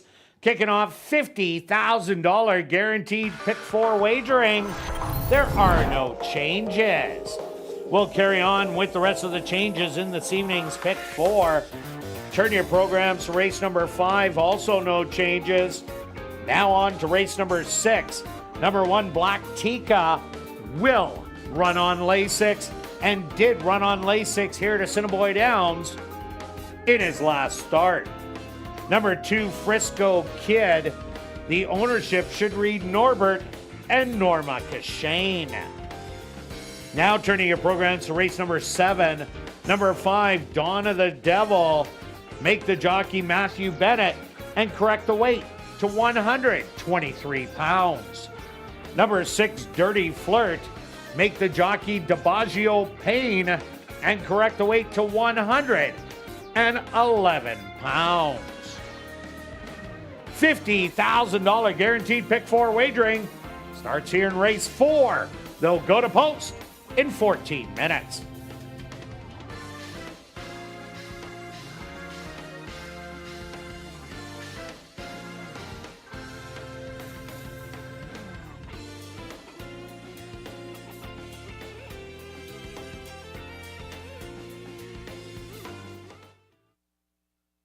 And ladies and gentlemen, we've drawn our VIP Fan of the Night. Congratulations goes out to Nicole Allard. That's Nicole Allard. Congratulations, you're our VIP Fan of the Night. You have 10 minutes to report to guest services on the main floor, South End. Also, be sure to get your 50-50 tickets before they're gone. The jackpot currently at $1,450 and still growing. 1 for 10, 10 for 20, 50 for 50, or 200 for $100 for those tickets. And they are available at guest services, the VLT cashier's cage, the 50-50 ticket seller that is roaming the building, or you could just go online at 5050.asdowns.com. Ticket sales will close at 9:50 p.m. and the draw will take place at 10 p.m. tonight. Proceeds will benefit Final Furlong and the Winners Foundation, and you don't have to be present to claim your prize. Just check asdowns.com for the winning number.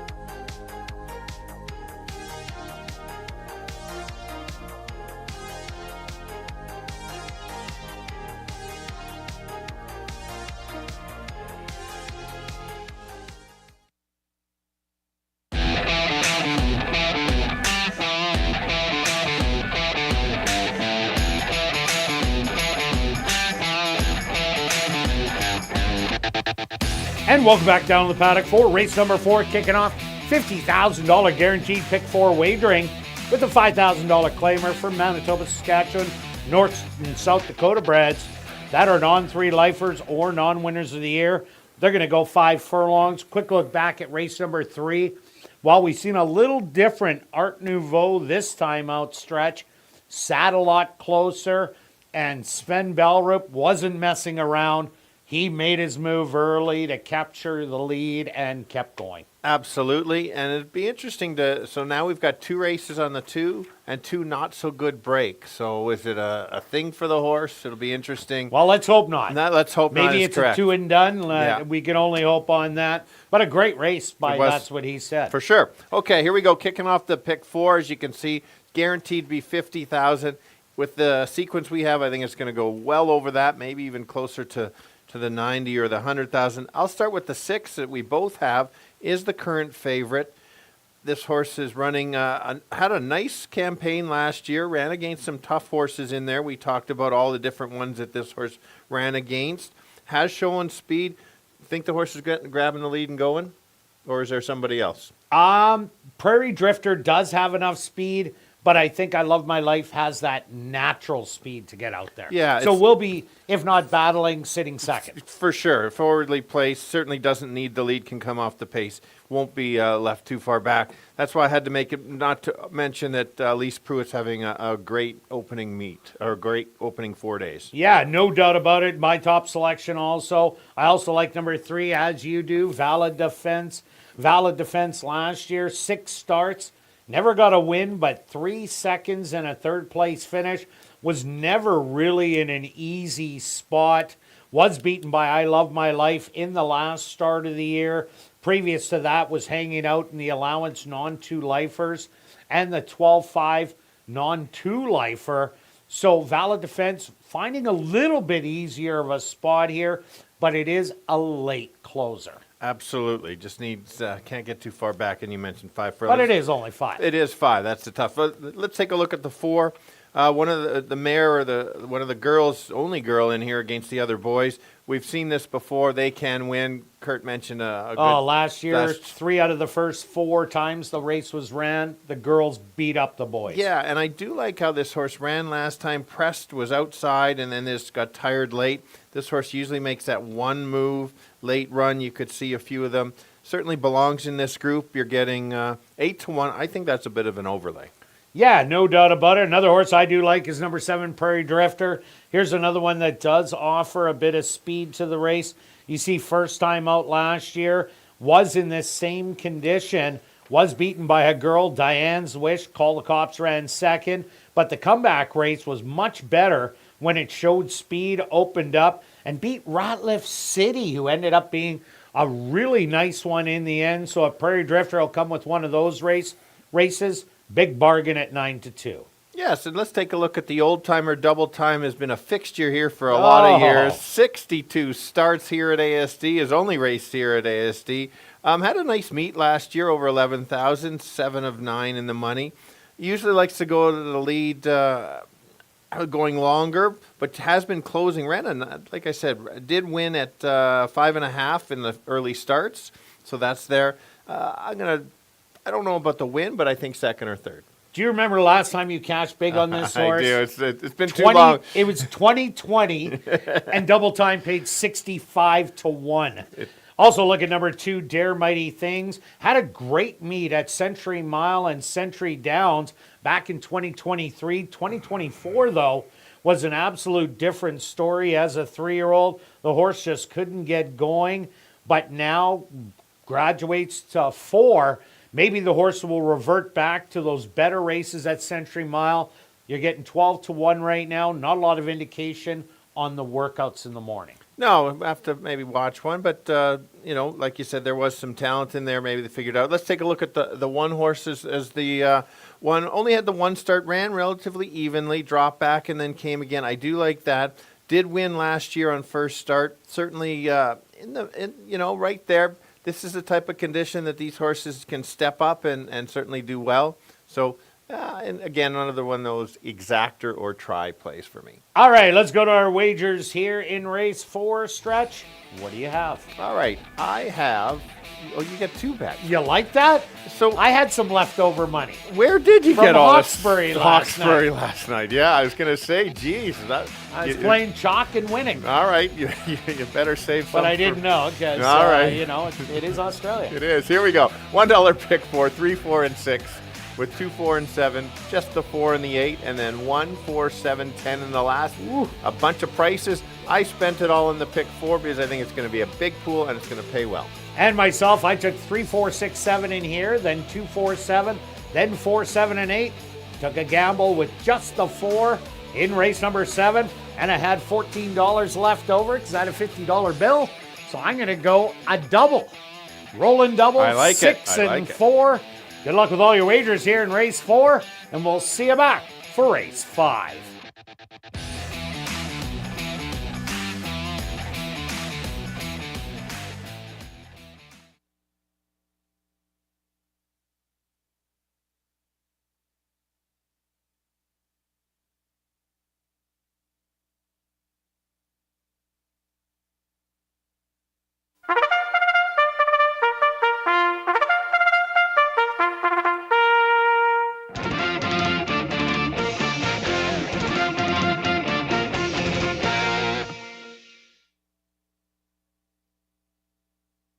The horses are on the track for race number 4. They're going to go 5 furlongs for $10,000. Number 1 is No Magic, owned by Frank Johnson, Stephanie Kootenay, and Devin Gittins, trained by Devin Gittins with DiBaggio Payne. Number 2 is Dare Mighty Things, owned by BELT Stables, trained by Lee Delaron with Neville Stevenson. Number 3 is Valid Defense, owned by Wind Answer Stable and Keith Wright, trained by Winnie Anderson with Javor Simpson.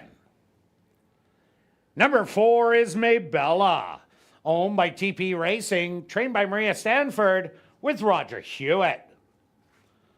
Number 5 is Double Time, owned and trained by Steve Thompson with Siobhan Bell.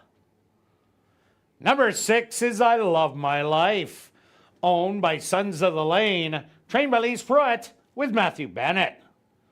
Rounding out the field is number 7, Prairie Drifter, owned by Dr. Betty Hughes, trained by Devin Gittins with Rashad Knights. $50,000 guaranteed pick 4 wagering starts right here. In race number 4, they'll go to post in approximately 4 minutes.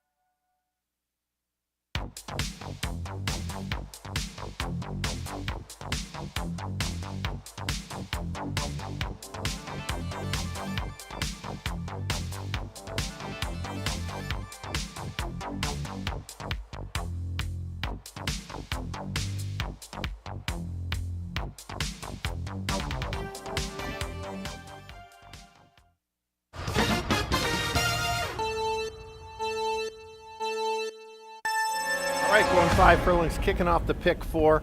It's going to go way over that 50,000. Let's start with the 6 horse, current favorite.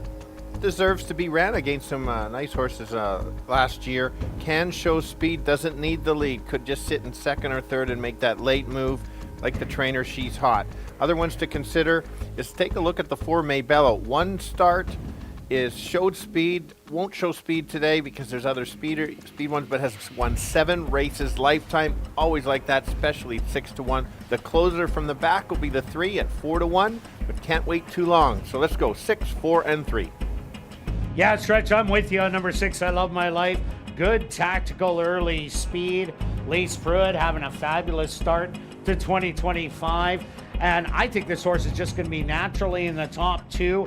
And the distance is absolutely perfect at 5 furlongs. I also like number 3, Valid Defense.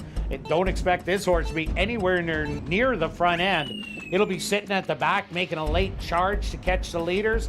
And number 7, Prairie Drifter, is the other speed of the race, who could try and steal it at a good price, 4-1. But I'm going to give you 6, 3, and 7. Good luck here in race 4.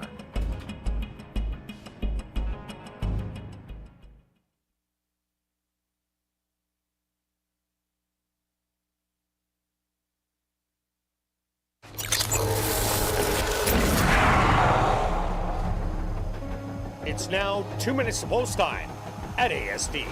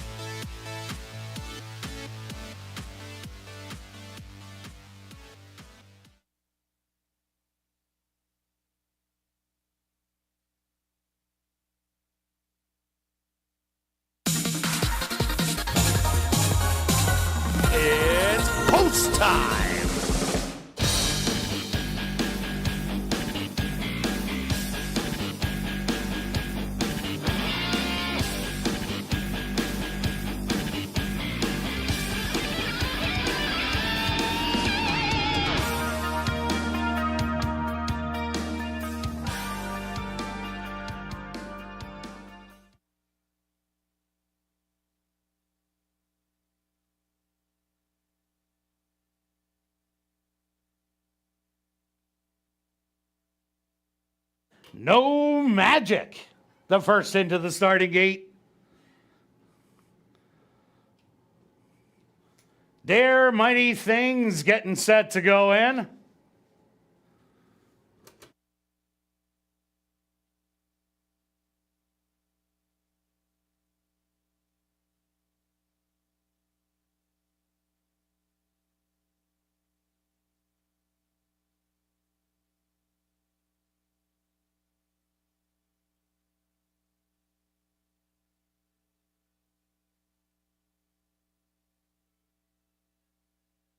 Dare Mighty Things is now in.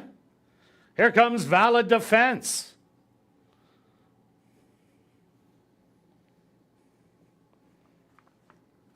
From the middle, Maybella. She walks in. Here comes Double Time. Just 2 left to load. The even money favorite, I Love My Life.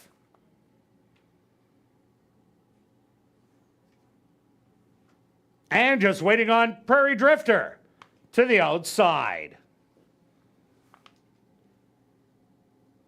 The field is set. They're at the post. And they're off. From the middle, that's going to be I Love My Life. Going after the early lead and is going to get it by a length and a half. Prairie Drifter to the outside in second. Double Time back in third. Dare Mighty Things on the rail in fourth, with Maybella to the outside in fifth. Another length and a half to Valid Defense. And your early trailer will be No Magic. The opening quarter, 24-2. It's I Love My Life and Prairie Drifter. These two battling it out to the head of the lane. Maybella making a 3-wide sweeping move, trying to split horses. Double Time, they hit the head of the lane, and it's on the outside. Prairie Drifter, Maybella gonna try and run them all down. It's Prairie Drifter, Maybella, Double Time on the rail. Gonna be close at the wire. Double Time! Looks like he got it by a whisker. Photo finish, Maybella in second, third to Prairie Drifter.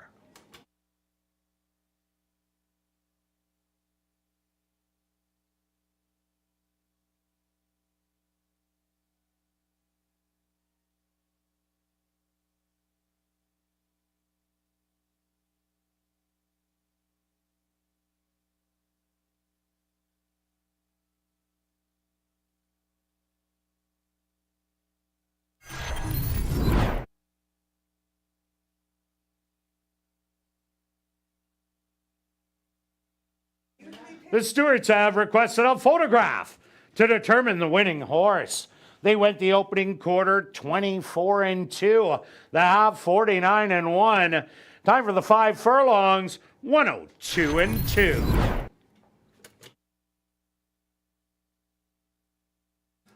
Results of the photo show the winner number 5, Double Time. Second goes to number 4, Maybella. Third to number 7, Prairie Drifter. And fourth to number 3, Valid Defense.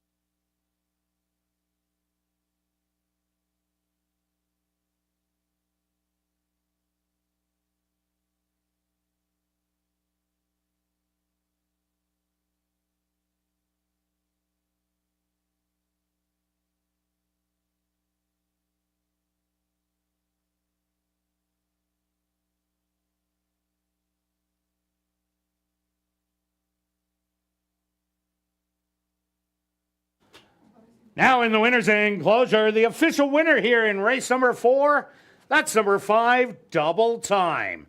Double Time is a dark Bear Brown gelding, 11 years old, by Vengeful Wildcat, out of the mare Quiet Time by Quiet American. Owned and trained by Steve Thompson, and ridden to victory by Siobhan Bell. Time for the 5 furlongs, 102 and 2.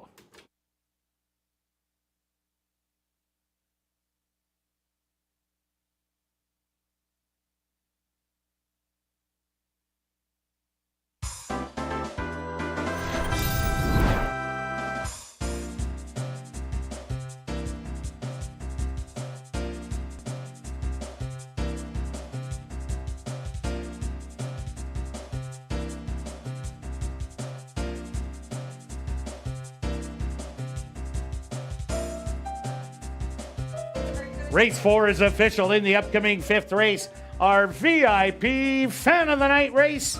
There are no changes. Rolling double. And late pick 3. Here in race number 5, they'll go to post in 15 minutes.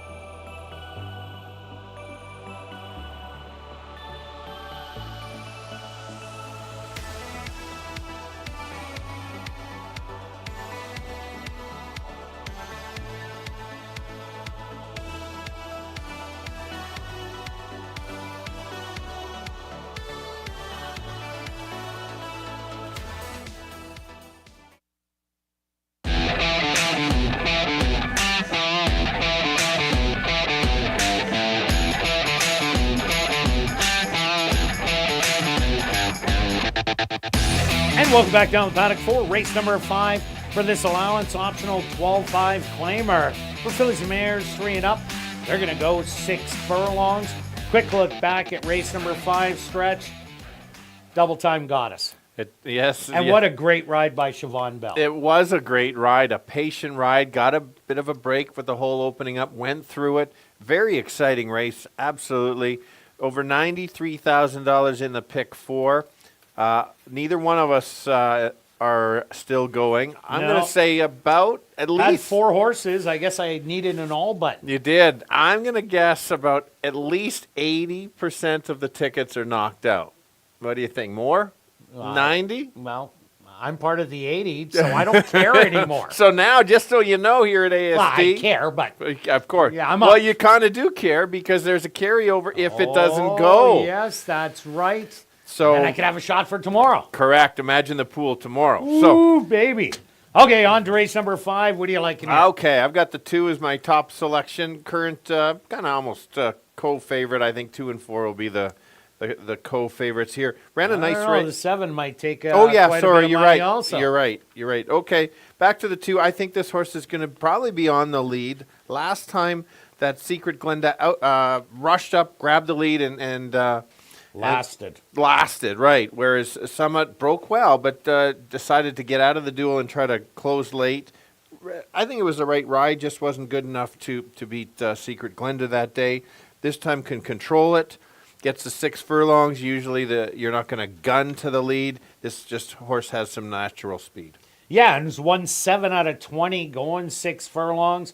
I like number 4, Distinctive Deb. Did beat number 2, Summit Up last time out. Stalked. And inside the 8th pole is when this horse started running, and especially inside the 16th, found another gear and just got head bobbed out in the end. Distinctive Deb, though, does have early speed if Ronald Alley wants to use it. So I'm thinking he's going to be close. I really like the way she ran last time out, a duplicate effort, big shot to win. Yeah, and if there's any kind of pace battle that backs up, watch out for the 7 Big Stretch because she has a very nice stretch run. See, I played that. I seen that. Does have two wins at the 10 starts, racing against the best fillies and mares on the ground and being competitive. Didn't win last year, but just lost to some monsters there. Has potential, has that late turn of foot, and if it can get going the right amount of time, certainly can be there. And just so you know, this is a drop of 3 levels. It missed the non-3X and the non-2X. This is a non-1X. Also look at number 1, Yellow Birdie. Look at a bit of a price. Ran really well behind Summit Up and Distinctive Deb. Showed really good run late, going the 5 furlongs. Now gets another furlong to run at him.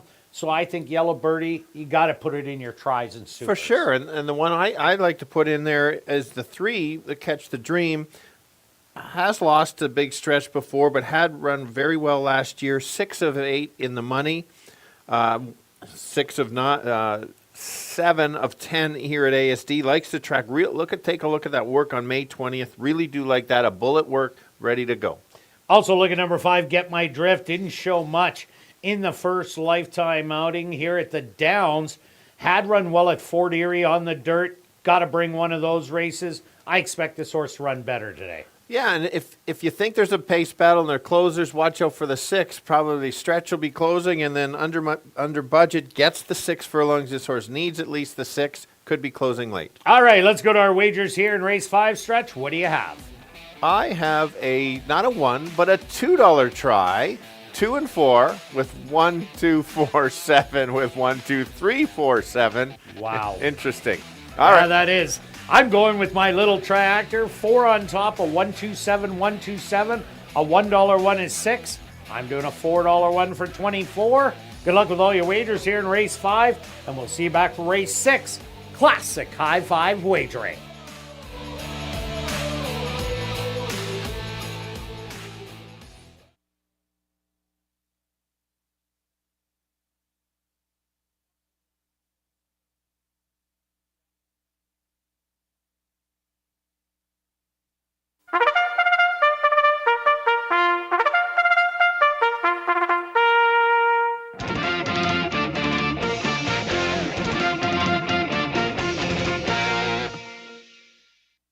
The horse on the track for race number 5, our VIP Fan of the Night race. They're going to go 6 furlongs for $16,500. Number 1 is Yellow Birdie, owned by Arneson Farms and Oslin Bell, trained by Lise Pruitt with Demario Bino. Number 2 is Summit Up, owned by James Parisian, trained by Steve Kepplin Jr. with Antonio Whitehall. Number 3 is Catch the Dream, owned by Greenlaw Farms, trained by Carl Anderson with DiBaggio Payne. Number 4 is Distinctive Deb, owned by My Three Nieces Stable, trained by Mike Taphorn with Ronald Alley. Number 5 is Get My Drift, owned by Hardball Stable, trained by Stephen Gaskin with Sven Balrout. Number 6 is Under Budget, owned by Windancer Stable and Norm Suderman, trained by Wendy Anderson with Ronaldo Cumberbatch. Rounding out the field is number 7, Big Stretch, owned by A2 Thoroughbreds, trained by Michael Nault with Praven Badri. Our VIP Fan of the Night race. Here in race number 5, they'll go to post in approximately 4 minutes.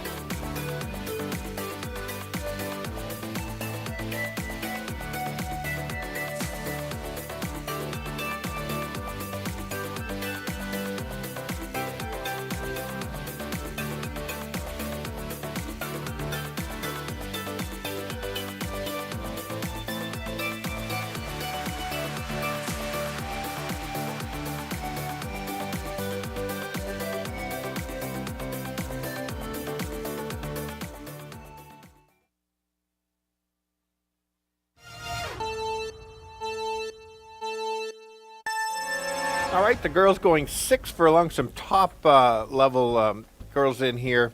Let's start with the 2. I think she is the speed of the speed and try to steal it. We've seen some speed very successful today. I think she can go gate to wire. Likes winning at the distance as well. 4 horse. She had a really good close last time. It's her second start over the track. That's going to improve. That extra distance will also help her as well. And the 7 on the outside is the classiest of the bunch. Won't be near the lead. We'll try to make that late run. And if the top 2 back up, watch out. Big Stretch will be flying late. 2, 4, and 7. Kirt?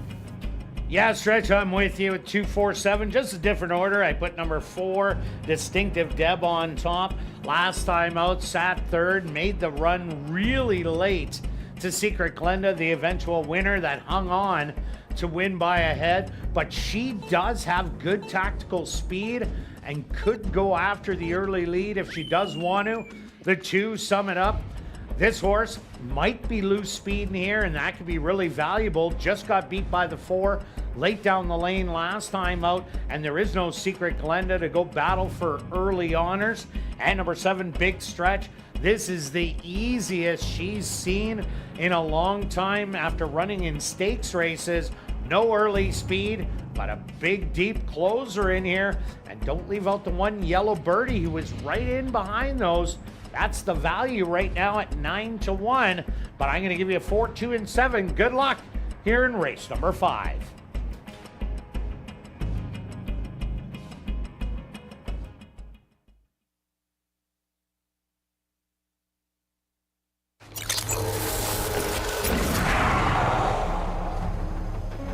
It's now 2 minutes to post time at ASD.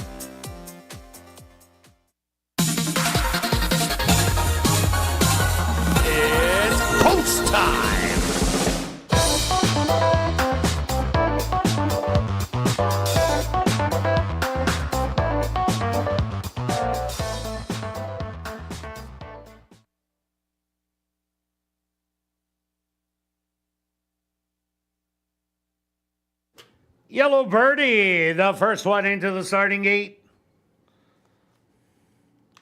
Sum it up now, walks up and in. Catch the Dreams turn. Distinctive Deb, the current 6-5 favorite, walks up and in.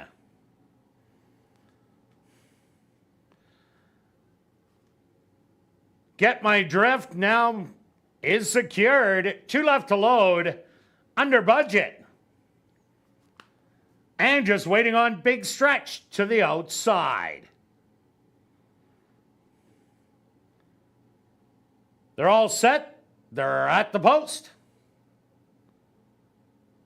And they're off. From the inside, Sum It Up quickly goes after the early lead and is going to get it by a length and a half. Distinctive Deb putting on the pressure from second, back to third. Get My Drift. Yellow Birdie 5 lengths back in fourth, another length and a half under budget. Then Catch the Dream and Big Stretch, the early trailers, about 8 lengths off of it. The opening quarter, a rather quick 22-2. Sum It Up and Distinctive Deb to the outside have opened up 7 on the field. Rallying from third, Yellow Birdie and Big Stretch to the outside, but it's still Sum It Up with the lead. Distinctive Deb, the half 46-4. They hit the head of the lane. Distinctive Deb with the best stride on the outside. Sum It Up relentless on the inside, but Distinctive Deb is just gonna be too good today. Distinctive Deb drawing off on the field and will win by 5. Sum It Up in second, Yellow Birdie third, fourth to Big Stretch.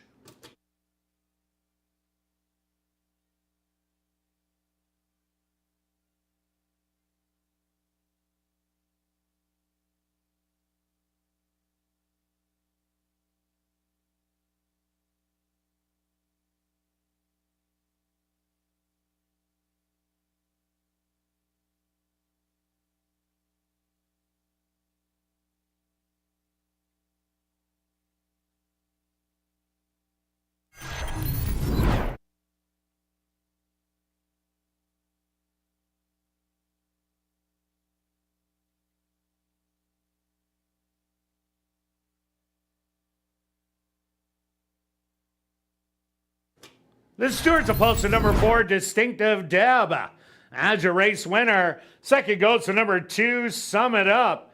Third to number 1, Yellow Birdie. And fourth to number 7, Big Stretch. They went the opening quarter 23-2. The half 46-4. 5 furlongs, 1 minute. Time for the 6 furlongs, 1:13-3.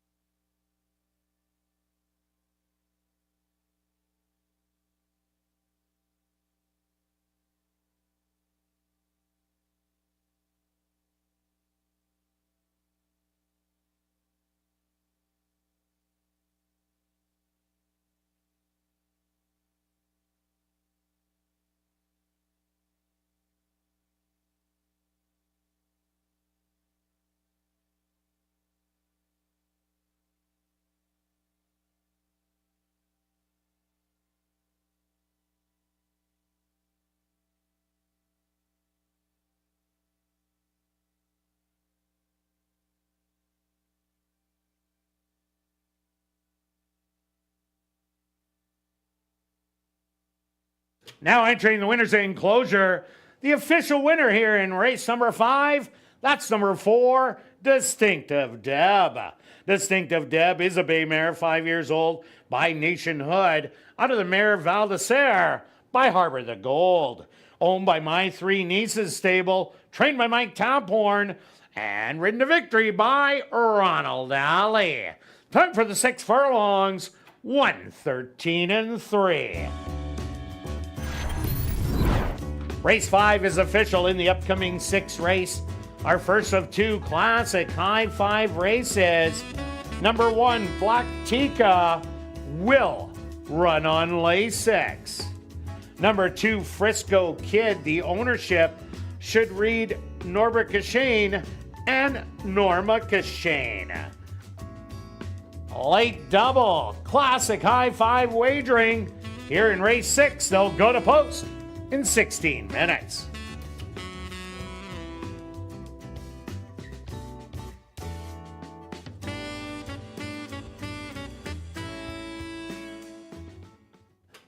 And time is running out to get your 50-50 tickets.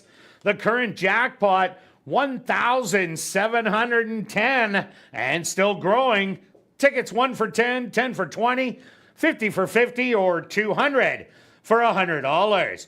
Those tickets are available at guest services, the VLT cashier's cage, the 50-50 ticket seller that is roaming the building, or you could just go online at 5050.asdowns.com. Those sales will close at 9:50 p.m., so don't miss out. Also, we got a couple exciting events coming your way. First up, Rib Fest. That'll take place this weekend, Friday, Saturday, and Sunday. Sink your teeth into award-winning ribs. Enjoy live music, kids' activities, and so much more fun. It's for the whole family. And then get ready for our first Manitoba Night Market and Festival that will take place on Sunday, June the 8th.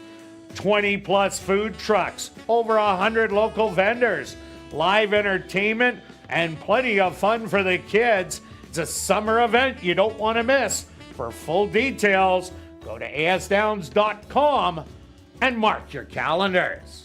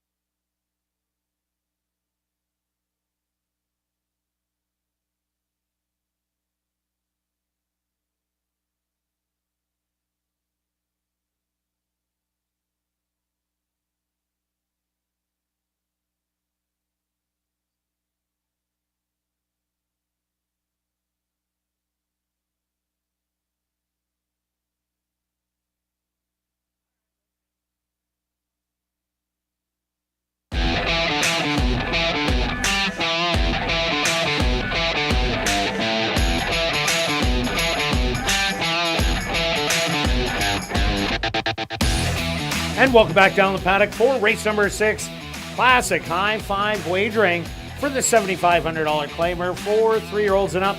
They will go 6 furlongs. Number 1, Black Tika, will run on Lasix. Number 2, Frisco Kid, the owners, Norbert Cashane and Norma Cashane. Quick look back at race number 5. Well, sum it up, went to the lead, but Distinctive Deb was just too good today. Yeah, like you said, good race call, kind of called it, knew it was measured. Yeah, it was just that extra distance. It kind of showed it on that first start, closing it out, and a nice rally by Yellow Birdie, the one to complete a very nice payout for a $1 pick or $1 try. $38. $38. You gave out a $4 one. But if you only wanted to bet the $6-bucker, correct. Nothing wrong with that. Oh, I was yeah, always for sure. a value player. No, growing up. that's good. Now I got too much money to waste. Oh, boy. Because my wife's purse is always closed. That's why I got it. Very good. Okay, on to race number 6. Stretch. My top selection is the 4, the current favorite. Ran a really big race first out, won, looked confident in doing that. Same level, can control it, doesn't have to be on the lead. I think the 1 will be the speed of the speed. I think that Dario can just kind of stalk and try to make that late run. This is a classy horse that likes to win. See, and I just see them battling every step of the way. I'll talk about Black Tika in here, even though it's your pick, Stretch. Black Tika, last time out, ran easy on the front end for about the first 3/8 of a mile. Then Venti collared it and went on by late down the lane. But Black Tika only has one way of running. That's to the front, catch me if you can. So I just don't see this playing out anything other than a battle. It's can they survive the 6 furlongs in the end? Yeah, that's a good point. We saw the speed in the last race kind of survive. They ran 1-2, Yeah. so same kind of thing. But these other horses have a little tactical speed to be closer to try and run them down. Where they opened up 7 on the field on the turn, how are you going to close on that? That's true. So you talked about that one. You might as well talk about the 8, who you should have for second because he always runs second. But go ahead. Yeah, but you know me. I'm a glutton for punishment. There we go. Starship Chewbacca. You know what? This horse is best running. If you look at, you can't see the lines on it, but before it came to Assiniboia Downs, this horse was a stalker, would never go to the front, would sit 4th, 5th, 3rd, about 2 lengths off it, pounce and win. That's why you see the horse is 12 for 20, going 6 furlongs. But last year, all they did was press the front. I think Chewbacca is not fast enough in here. So Demario Bino, we've seen him do this with speed horses. Take him back, give him 1 run. I think that's going to happen. It comes out of a big percentage barn here from 2024. So I could see a reversal of form on the 8. That's fair. Let's take a look at the 6. This horse started so well last year. Ooh, made a lot of money on this one. Yes, absolutely. And then just was running against some tough ones and then kind of declined at the end. I like taking these horses this time of year. Obviously needed that rest, has the talent, has the right running style, especially like you talked about if there is a battle early. This is your stalker that might even get the jump to complete the exactor. Also look at number 7, Bossy Holiday. Started off at this first level allowance, 1 notch above this, and then went 2 notches above to the second level. Ran respectable in all those races. If you finish within 5 lengths, you belong. If you ever get odds on horses like that, jump all over them when they're like 10, 15 to 1. Those are ones I like betting, but Bossy Holiday ended the season in good form. No, not a lot of early speed, but Carl Anderson can get him ready, and if the speed falters, just might be an upsetter. For sure. Let's take a look at the 2. I decided to go with this one. Long shot of the board. I had a dog named Frisco, by the way, just so you know. There's no angle of betting at all unless you watched Let It Ride, same name as the cat. But this is a dog. Doesn't matter. Couple works coming in. References to Let It Ride. How many times have you watched that movie? Not enough. Anyway, This horse can show speed, likes longer, but does have some talent. I'm going to save this horse for later. And the 5 reserve proof. This horse has to get back to former glory. Didn't run so well after coming from Golden Gate.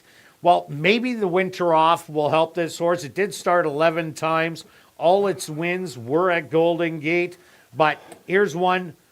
because of the price that you can throw in. Yeah, and so another long shot is the 3. This horse lit up the board at over $100 last year, but going 7.5. Yeah, it's a router. This, if you're playing the super high 5, this is a horse to maybe use 4th or 5th. This horse will be probably dead last, and watch this horse for later on kind of how it finishes. All right, let's go to our wagers here in race 6. Stretch, what do you have?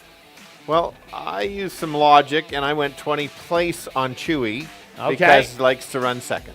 And myself, I went after the tractor. I went 4-8-4-8 with 167. That's $6. And then I did the wedge, 4-8 with 167 with 4-8. Another $6, but I made it $2 one, so 12 each. I'm going to spend 24. Good luck with all your wagers here in race 6. We'll see you back for race 7.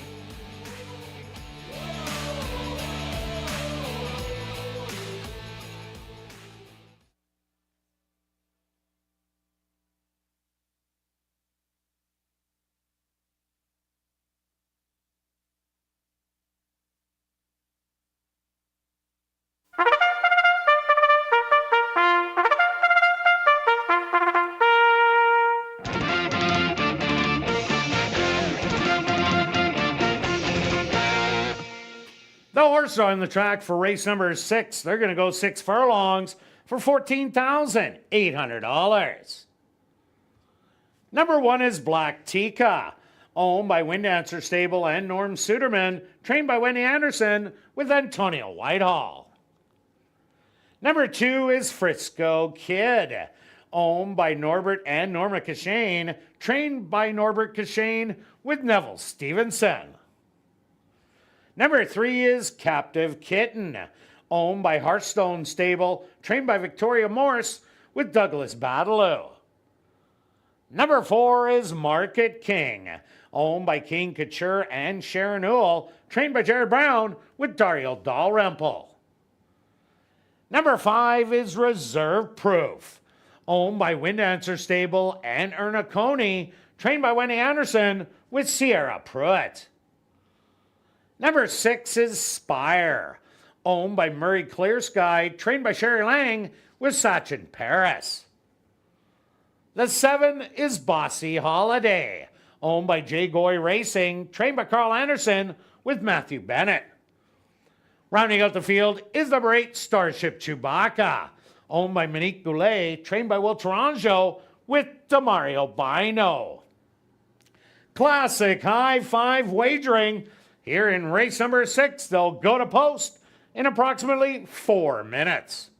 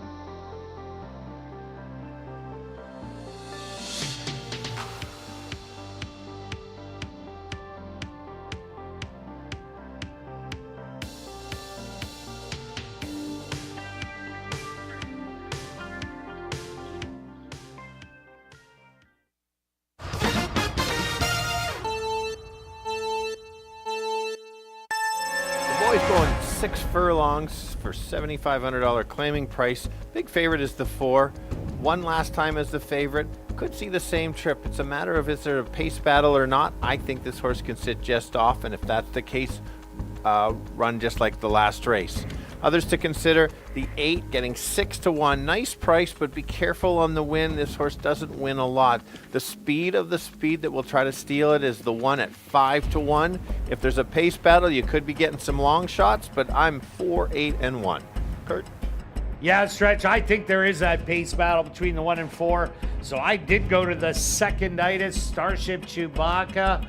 This horse used to be able to run from off the pace in a stalking role and was very effective doing that. But has been going to the lead all the time and suffering for it. Was on the inside in week 1, that it was deep on the inside, I was told. So now it gets to move out a bit. I think it'll run better. Market King, the 4, won so easy last time out. Big shot to do it again, even with the pace battle that could emerge. And I like number 7, Bossy Holiday, taking money right now at 7-1. Here's another one that belongs very well with these $7,500 horses. Came from Woodbine. Sometimes takes them a while to get going. Started running well at the end of the year. So I'm going to give you 8, 4, and 7. Good luck here in race number 6.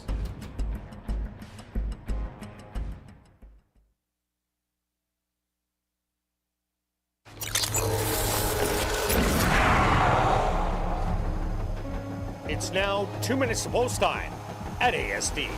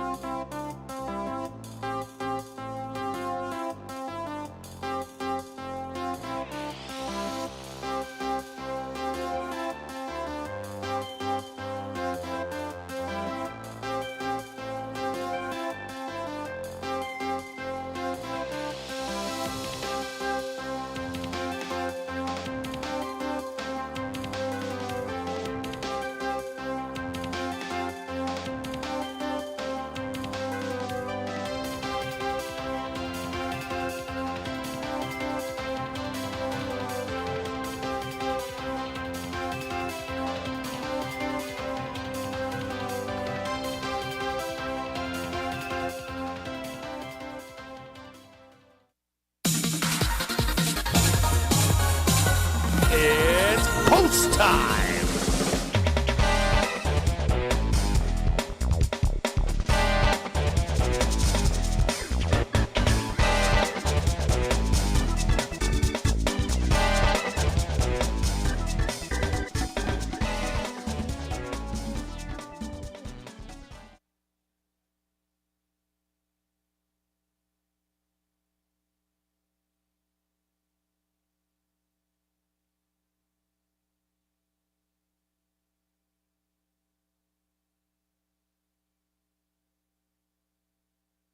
The first one into the gate. Next up, Frisco Kid now in. Here comes Captive Kitten.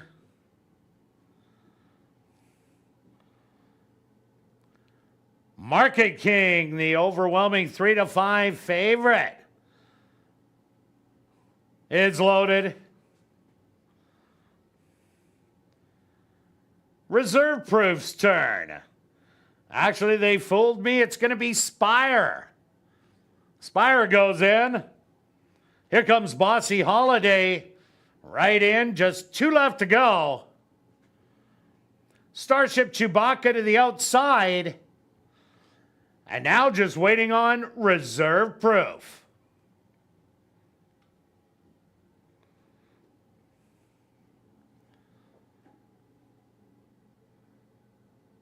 The field is set. They're at the post. And they're off.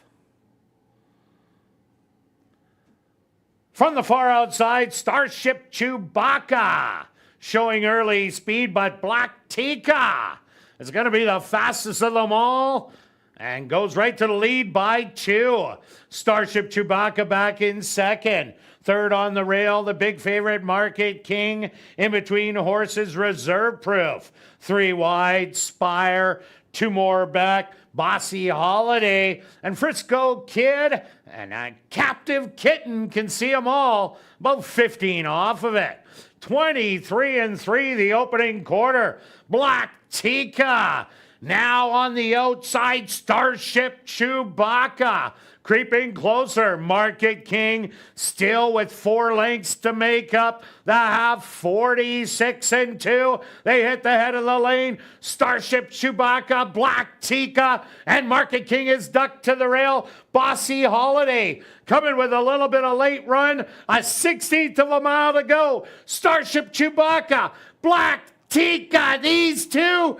Starship Chewbacca's going to win it. Black Tika in second. Market King in third. Fourth is going to go to Bossy Holiday. And fifth to Spire.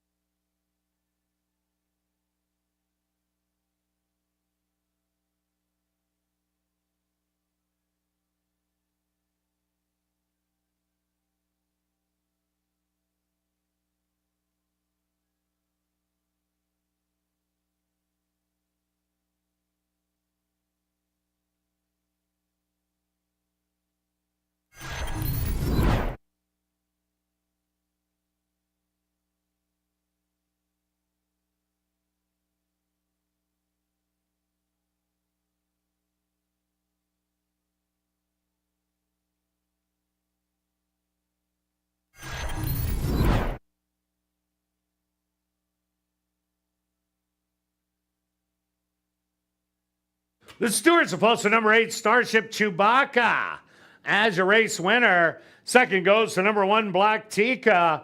Third to number 4, Market King. Fourth to number 7, Bossy Holiday. And fifth to number 6, Spire. They went the opening quarter 23-3. The half 46-2. 5 furlongs, 59-3. Time for the 6 furlongs, 113-1.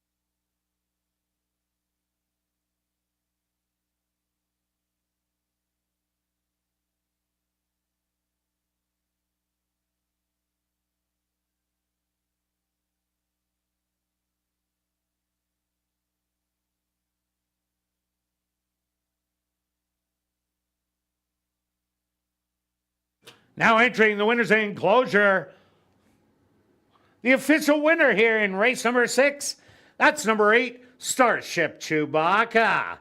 Starship Chewbacca is a bay gelding, 8 years old, by U.S. Ranger, out of the mare Visual Treat by Bertrando.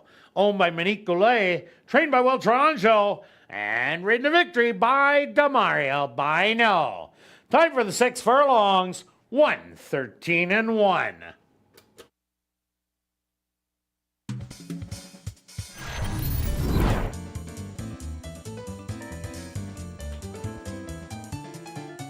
Race 6 is official in the upcoming 7th race. Classic High Five Wagering, number 5, Dawn of the Devil. Make the rider Matthew Bennett and correct the weight to 123 pounds. Number 6, Dirty Flirt. Make the jockey DiBaggio Payne and correct the weight to 111 pounds. Classic High Five Wagering here in race number 7. They'll go to post in 15 minutes.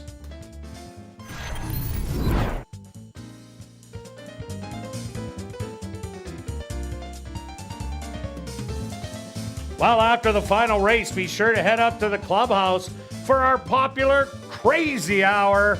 Beer, shots, and wine, $5 and 25% off all appetizers. And we have a $500 Crazy Hour free cash draw that will take place at 11:30 p.m. in the VLT Lounge.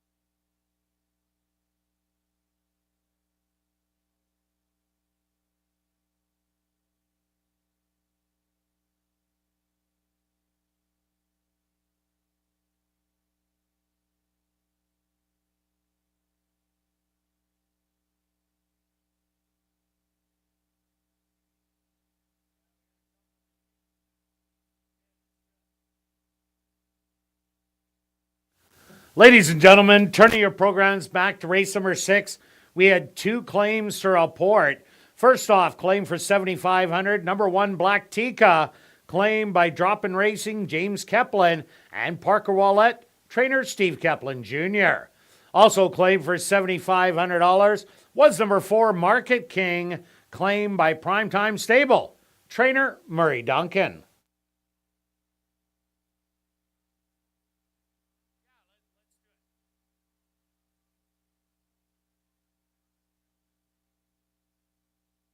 And ladies and gentlemen, we've drawn our winning 50-50 ticket. That ticket number is 1819901. Once again, the winning ticket in tonight's 50-50 draw, 1819901. Congratulations. You've won $1,005. If you are on hand here at Assiniboia Downs, please report to guest services on the main floor south end to claim your prize.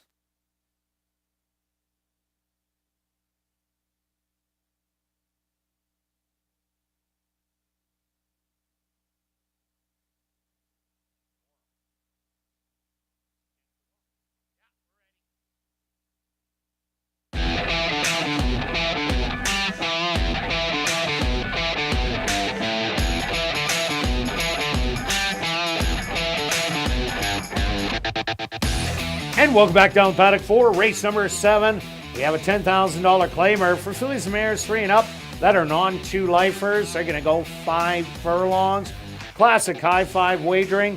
Number 5, Donna the Devil. Make the jockey Matthew Bennett. Correct the weight to 123 pounds. And number 6, Dirty Flirt. Make the jockey DiBaggio Payne and correct the weight to 111 pounds. Quick look back at race number 6 stretch. Chewy getting me the money. He did get you the money. He looked like he didn't actually want to go by. Oh, he didn't. He didn't. He He ran one of those races from last year, those 3 consecutive seconds, but he was a nose in front, so he stayed there with his buddy Black Tika. Yeah, Bino ran a great race jockey to just hand ride him and keep him going, so he had to just kind of take over like that. You look at you back-to-back tries. Yeah, with my little guys. Okay, here we go. Chinging some money. That's all you want to do. If you're alive in the pick 4s, wow, you're getting paid very well. Even the favorite at the four here is paying $1,500. If you're not alive, you're kind of cheering for the 2 because that would be a carryover. Okay. Just throwing it out there. All right. Okay, here we go. I'm going to start with a bombs away here at 24-1. Just happens to be the longest shot on the board. Obviously taking a shot here, basically based on last year's first couple races off the layoff, ran some big races, and then just seemed to not be interested in running anymore. A couple races at Fawner are not that great, but then you bring a couple steady works in May, and I just think that this horse could be the upset, kind of maybe similar to Double Time along the rail, just kind of hang out and get up along the rail and light up the board. 19-1, worth a small shot anyway. Yeah, I ended up going to number 4, Duskin here, coming by way of Turfway Park. Previous to that, Aqueduct, Saratoga. And this horse is actually run on the dirt. The first 2 lifetime starts, horse got left in the gate, ran 4th beaten 8. The winner won by 7 3/4. Second time out, showed speed, ran a really game second, but again, you can't see that in the form and program. Is a little off form with that one start at Turfway. Mike Taphorn, Ronald Alley, they've already teamed up for a win earlier on in race 5 with Distinctive Deb. Good works coming in, lots of back class. I think this horse has a great shot in this field. For sure. Keeps the blinkers on, has always had the blinkers, no change there. But my top selection would have been the 10, getting a lot of early money. Yes, it is. Except it's just so far outside and is a closer. This horse has the talent, is going to need some racing luck to get through the other horses, but if can, has the talent to get there. Don't like the price. I was hoping closer to about 8 or 9 to 1, so we'll see how that plays out. I also like number 7, Sneaky Situation. Takes the drop down from the allowance non-2 lifer. Did break the maiden last year in its last start of the year at Sentry Downs in Alberta. This year had to battle on the front end with eventual winner Gina Serenade. But Sneaky Situation with this drop in class, this is a dangerous drop in here, and you're getting great value at 5 to 1 on a horse that'll be forwardly placed. And there isn't a ton of speed. Yeah, speaking of the speed, would be the 8, moving up in class after a claim. This is his, I think, maximum distance is the 5 furlongs. Kind of looks like it. Yeah, so this will be just to see. Why not put this horse in where you have a shot? Because any longer, I think it might be a little bit tougher. We'll go as fast and as far as she can do that. We'll see. Yeah, this is a much tougher race in here. Also like number 3, Mystery Dance. Started off the year last year in good fashion, running some good races at the maiden allowance level. Did drop at the end of the year into the 7,500 and won easily, drawing off to win by 3.5 lengths. Stephen Gaskin had a horse the other day, Spike It Rich, which should have been his first win, which was a second. The horse had some bad luck inside the 16th pole. So Mystery Dance, you're getting great odds at 12 to 1. Yeah, a bit of the price horse here at the 9 horse. Comes in from Fawner after closing. I watched the race. It was a nice rally. And normally at Santa Anita and Pleasanton, this horse showed speed. So I'm going to be interesting to see how this horse runs, whether they go to the lead or come off the pace. Doesn't have blinkers, didn't have blinkers, so they're keeping the same equipment. Yeah, one in Fresno going 5.5 furlongs. Also, look at number 6, Dirty Flirt, was in the stake races and the allowance races last year. Predominantly went a route of ground. Starts off sprinting in here. I don't know about the sprinting ability, but what I do know, trainer Murray Duncan can have this horse ready to go at first asking. So another one at a good price, 11 to 1. Yeah, one of the longest shots who I've already talked about is the 2. Can close, would give us a carryover. We'll see. A couple works coming in. If the race sets up, certainly could get there, at least be part of the high 5. And the 5, Dawn of the Devil. Matthew Bennett now rides. Dawn of the Devil taking a drop from the first level allowance last year. Ran not a great race in there, but the races before sprinting were much better than the route races. So this could be bombs away at 20 to 1. Let's go to our wagers here in race 7 stretch. What do you have? I think it's a wide open race, so just a simple 4-horse exactor box, which I like to do. Normally it's 3, but in a field like this, 1, 4, and 1, 4, 7, 10, $1 is 12. I'm extra confident in here, Kirt, so I made it a $2. Are you surprised I'm going after a triactor? I'm going to try and complete the hat trick. Let's see. I'm going to take 4 on top of the 3579, 3579. A $1 ticket is 12. I'm doing a $2 ticket for 24. Good luck with all your wagers here in race 7. And we'll see you back tomorrow, 6:45 Central for ASD Live.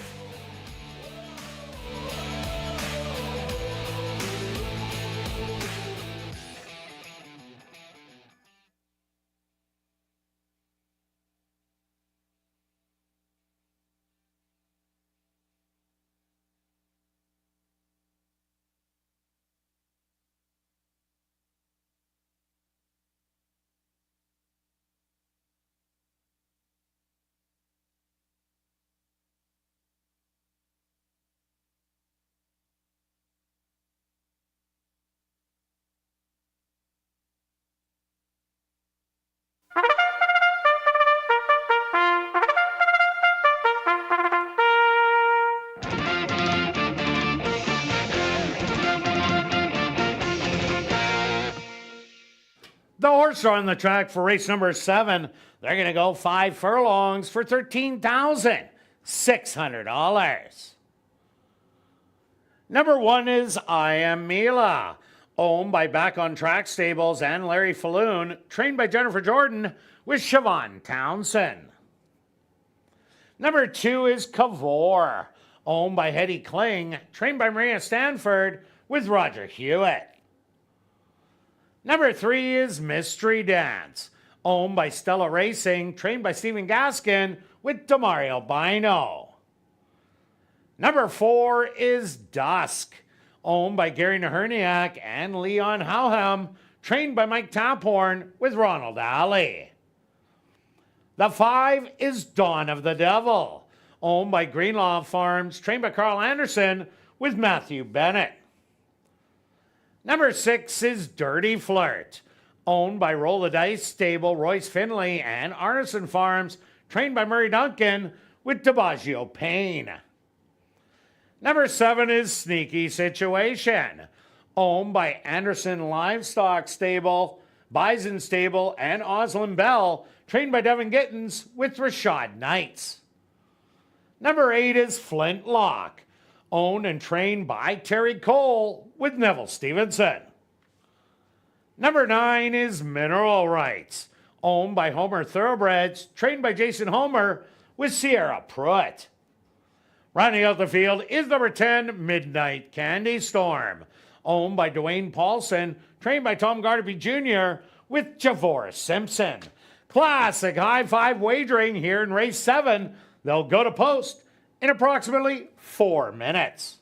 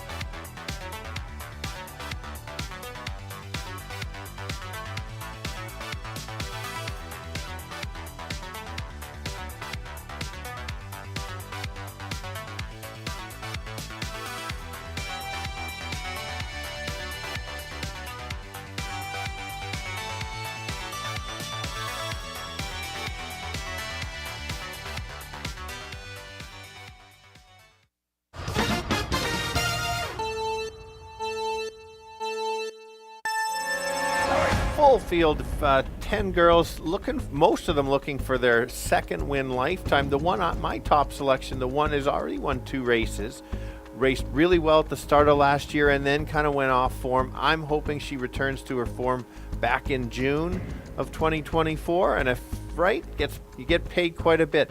The outside horse, the parking lot horse, the 10, very surprised on the price, don't like the value, do like the horse, can close, can pick up the pieces. Will need a bit of a break. Others to look at would be the 4. That's Kirt's selection. If can run back to the dirt, watch out. Wide open race, but let's go 1, 10, and 4. Kirt? Yeah, Stretch, I did go to number 4. Dusk has been racing at the big show in its last 5-6 starts. And this horse used to run on the dirt and ran successfully on the dirt. Maybe just a change in scenery will help the horse out. That's why it's current favorite, co-favorite at 5-2. I also like the 7, Sneaky Situation, 7-2 on the board. Taking the drop from the allowance level will show forward speed right beside number 8, Flintlock. But I think the drop in class will make it go a lot farther today. And I like number 9, Mineral Rights, and number 3, Mystery Dance. Both of them are going to be late ralliers in here. I'm going to give you 4, 7, 3, and 9, the value here in race 7. Good luck.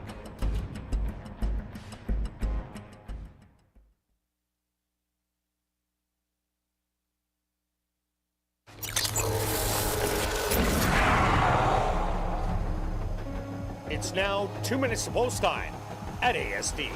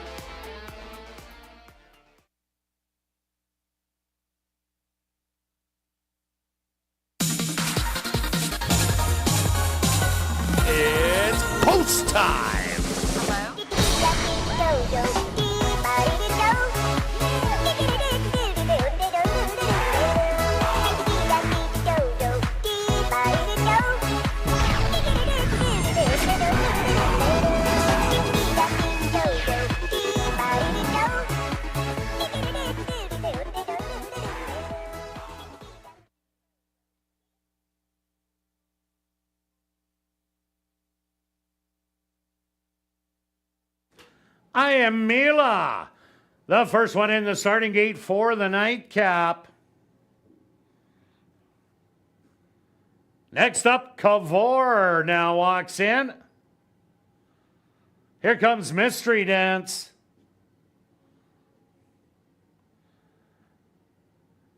Dusk, the co-favorite at 5-2, steps in. Here comes Donna the Devil.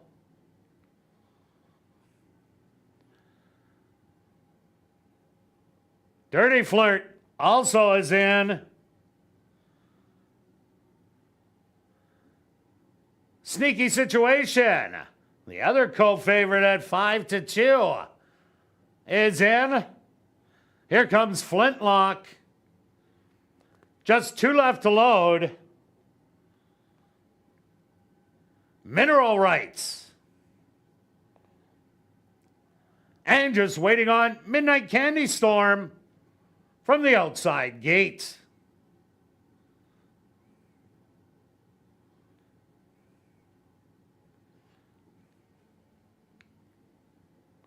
The field is set. They're at the post. And they're off. Unseating the rider, Dirty Flirt and DiBaggio Payne. Early on, headed straight out after the lead. That's going to be Flintlock on the outside and Sneaky Situation. 2 lengths back, I Am Mila and Dust running as a pair. In between horses, Kavor. On the far outside, Mineral Rights and Midnight Candy Storm moving up. Then it's Dawn of the Devil and back to Mystery Dance. The opening quarter is incorrect. And it's still Sneaky Situation battling it out with Flintlock on the outside, trying to come up the rail. That's Kavor and I Am Mila. Sneaky Situation has the lead. Mineral Rights has that horse interfering on the outside, but still has some late run. Mineral Rights is going to blow on by and is going to win it. Second's going to go to Sneaky Situation. Third to Midnight Candy Storm, 4th to Dusk, and 5th to Kavor. Ladies and gentlemen, please hold all tickets. A Stewart's inquiry into the start of race number 7.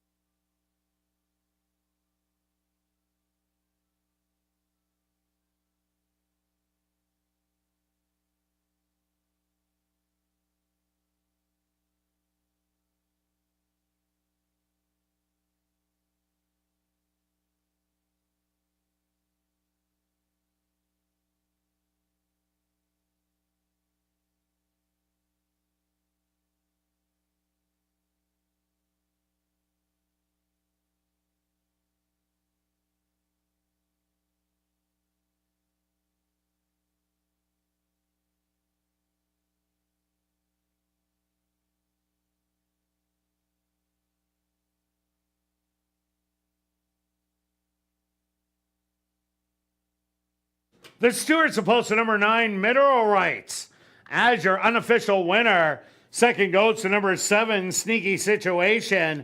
Third to number 10, Midnight Candy Storm. Fourth to number 4, Dusk. And fifth to number 2, Kavor.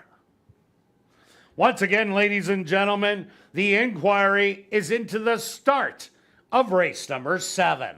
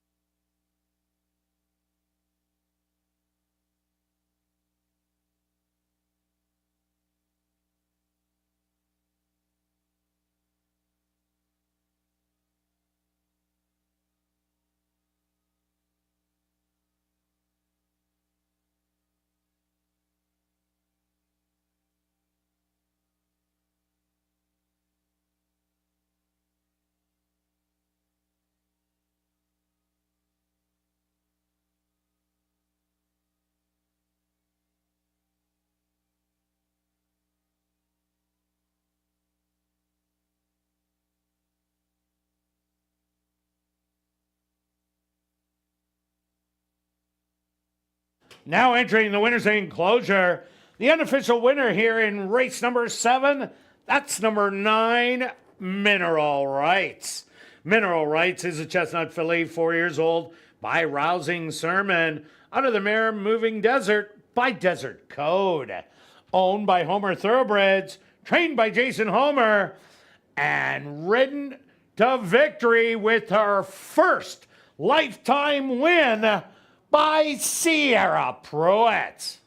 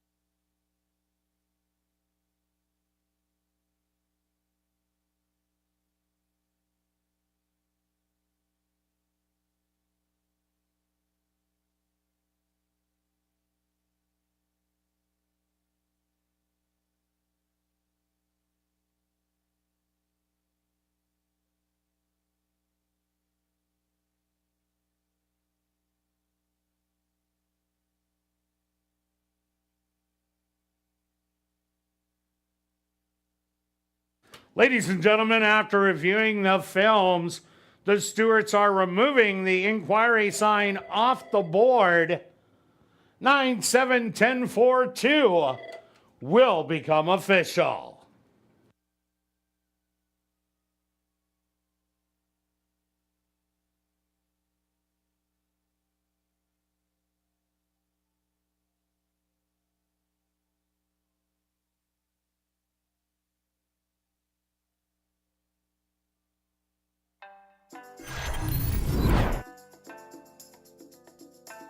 Well, now it's time to head up to the clubhouse and enjoy Crazy Hour.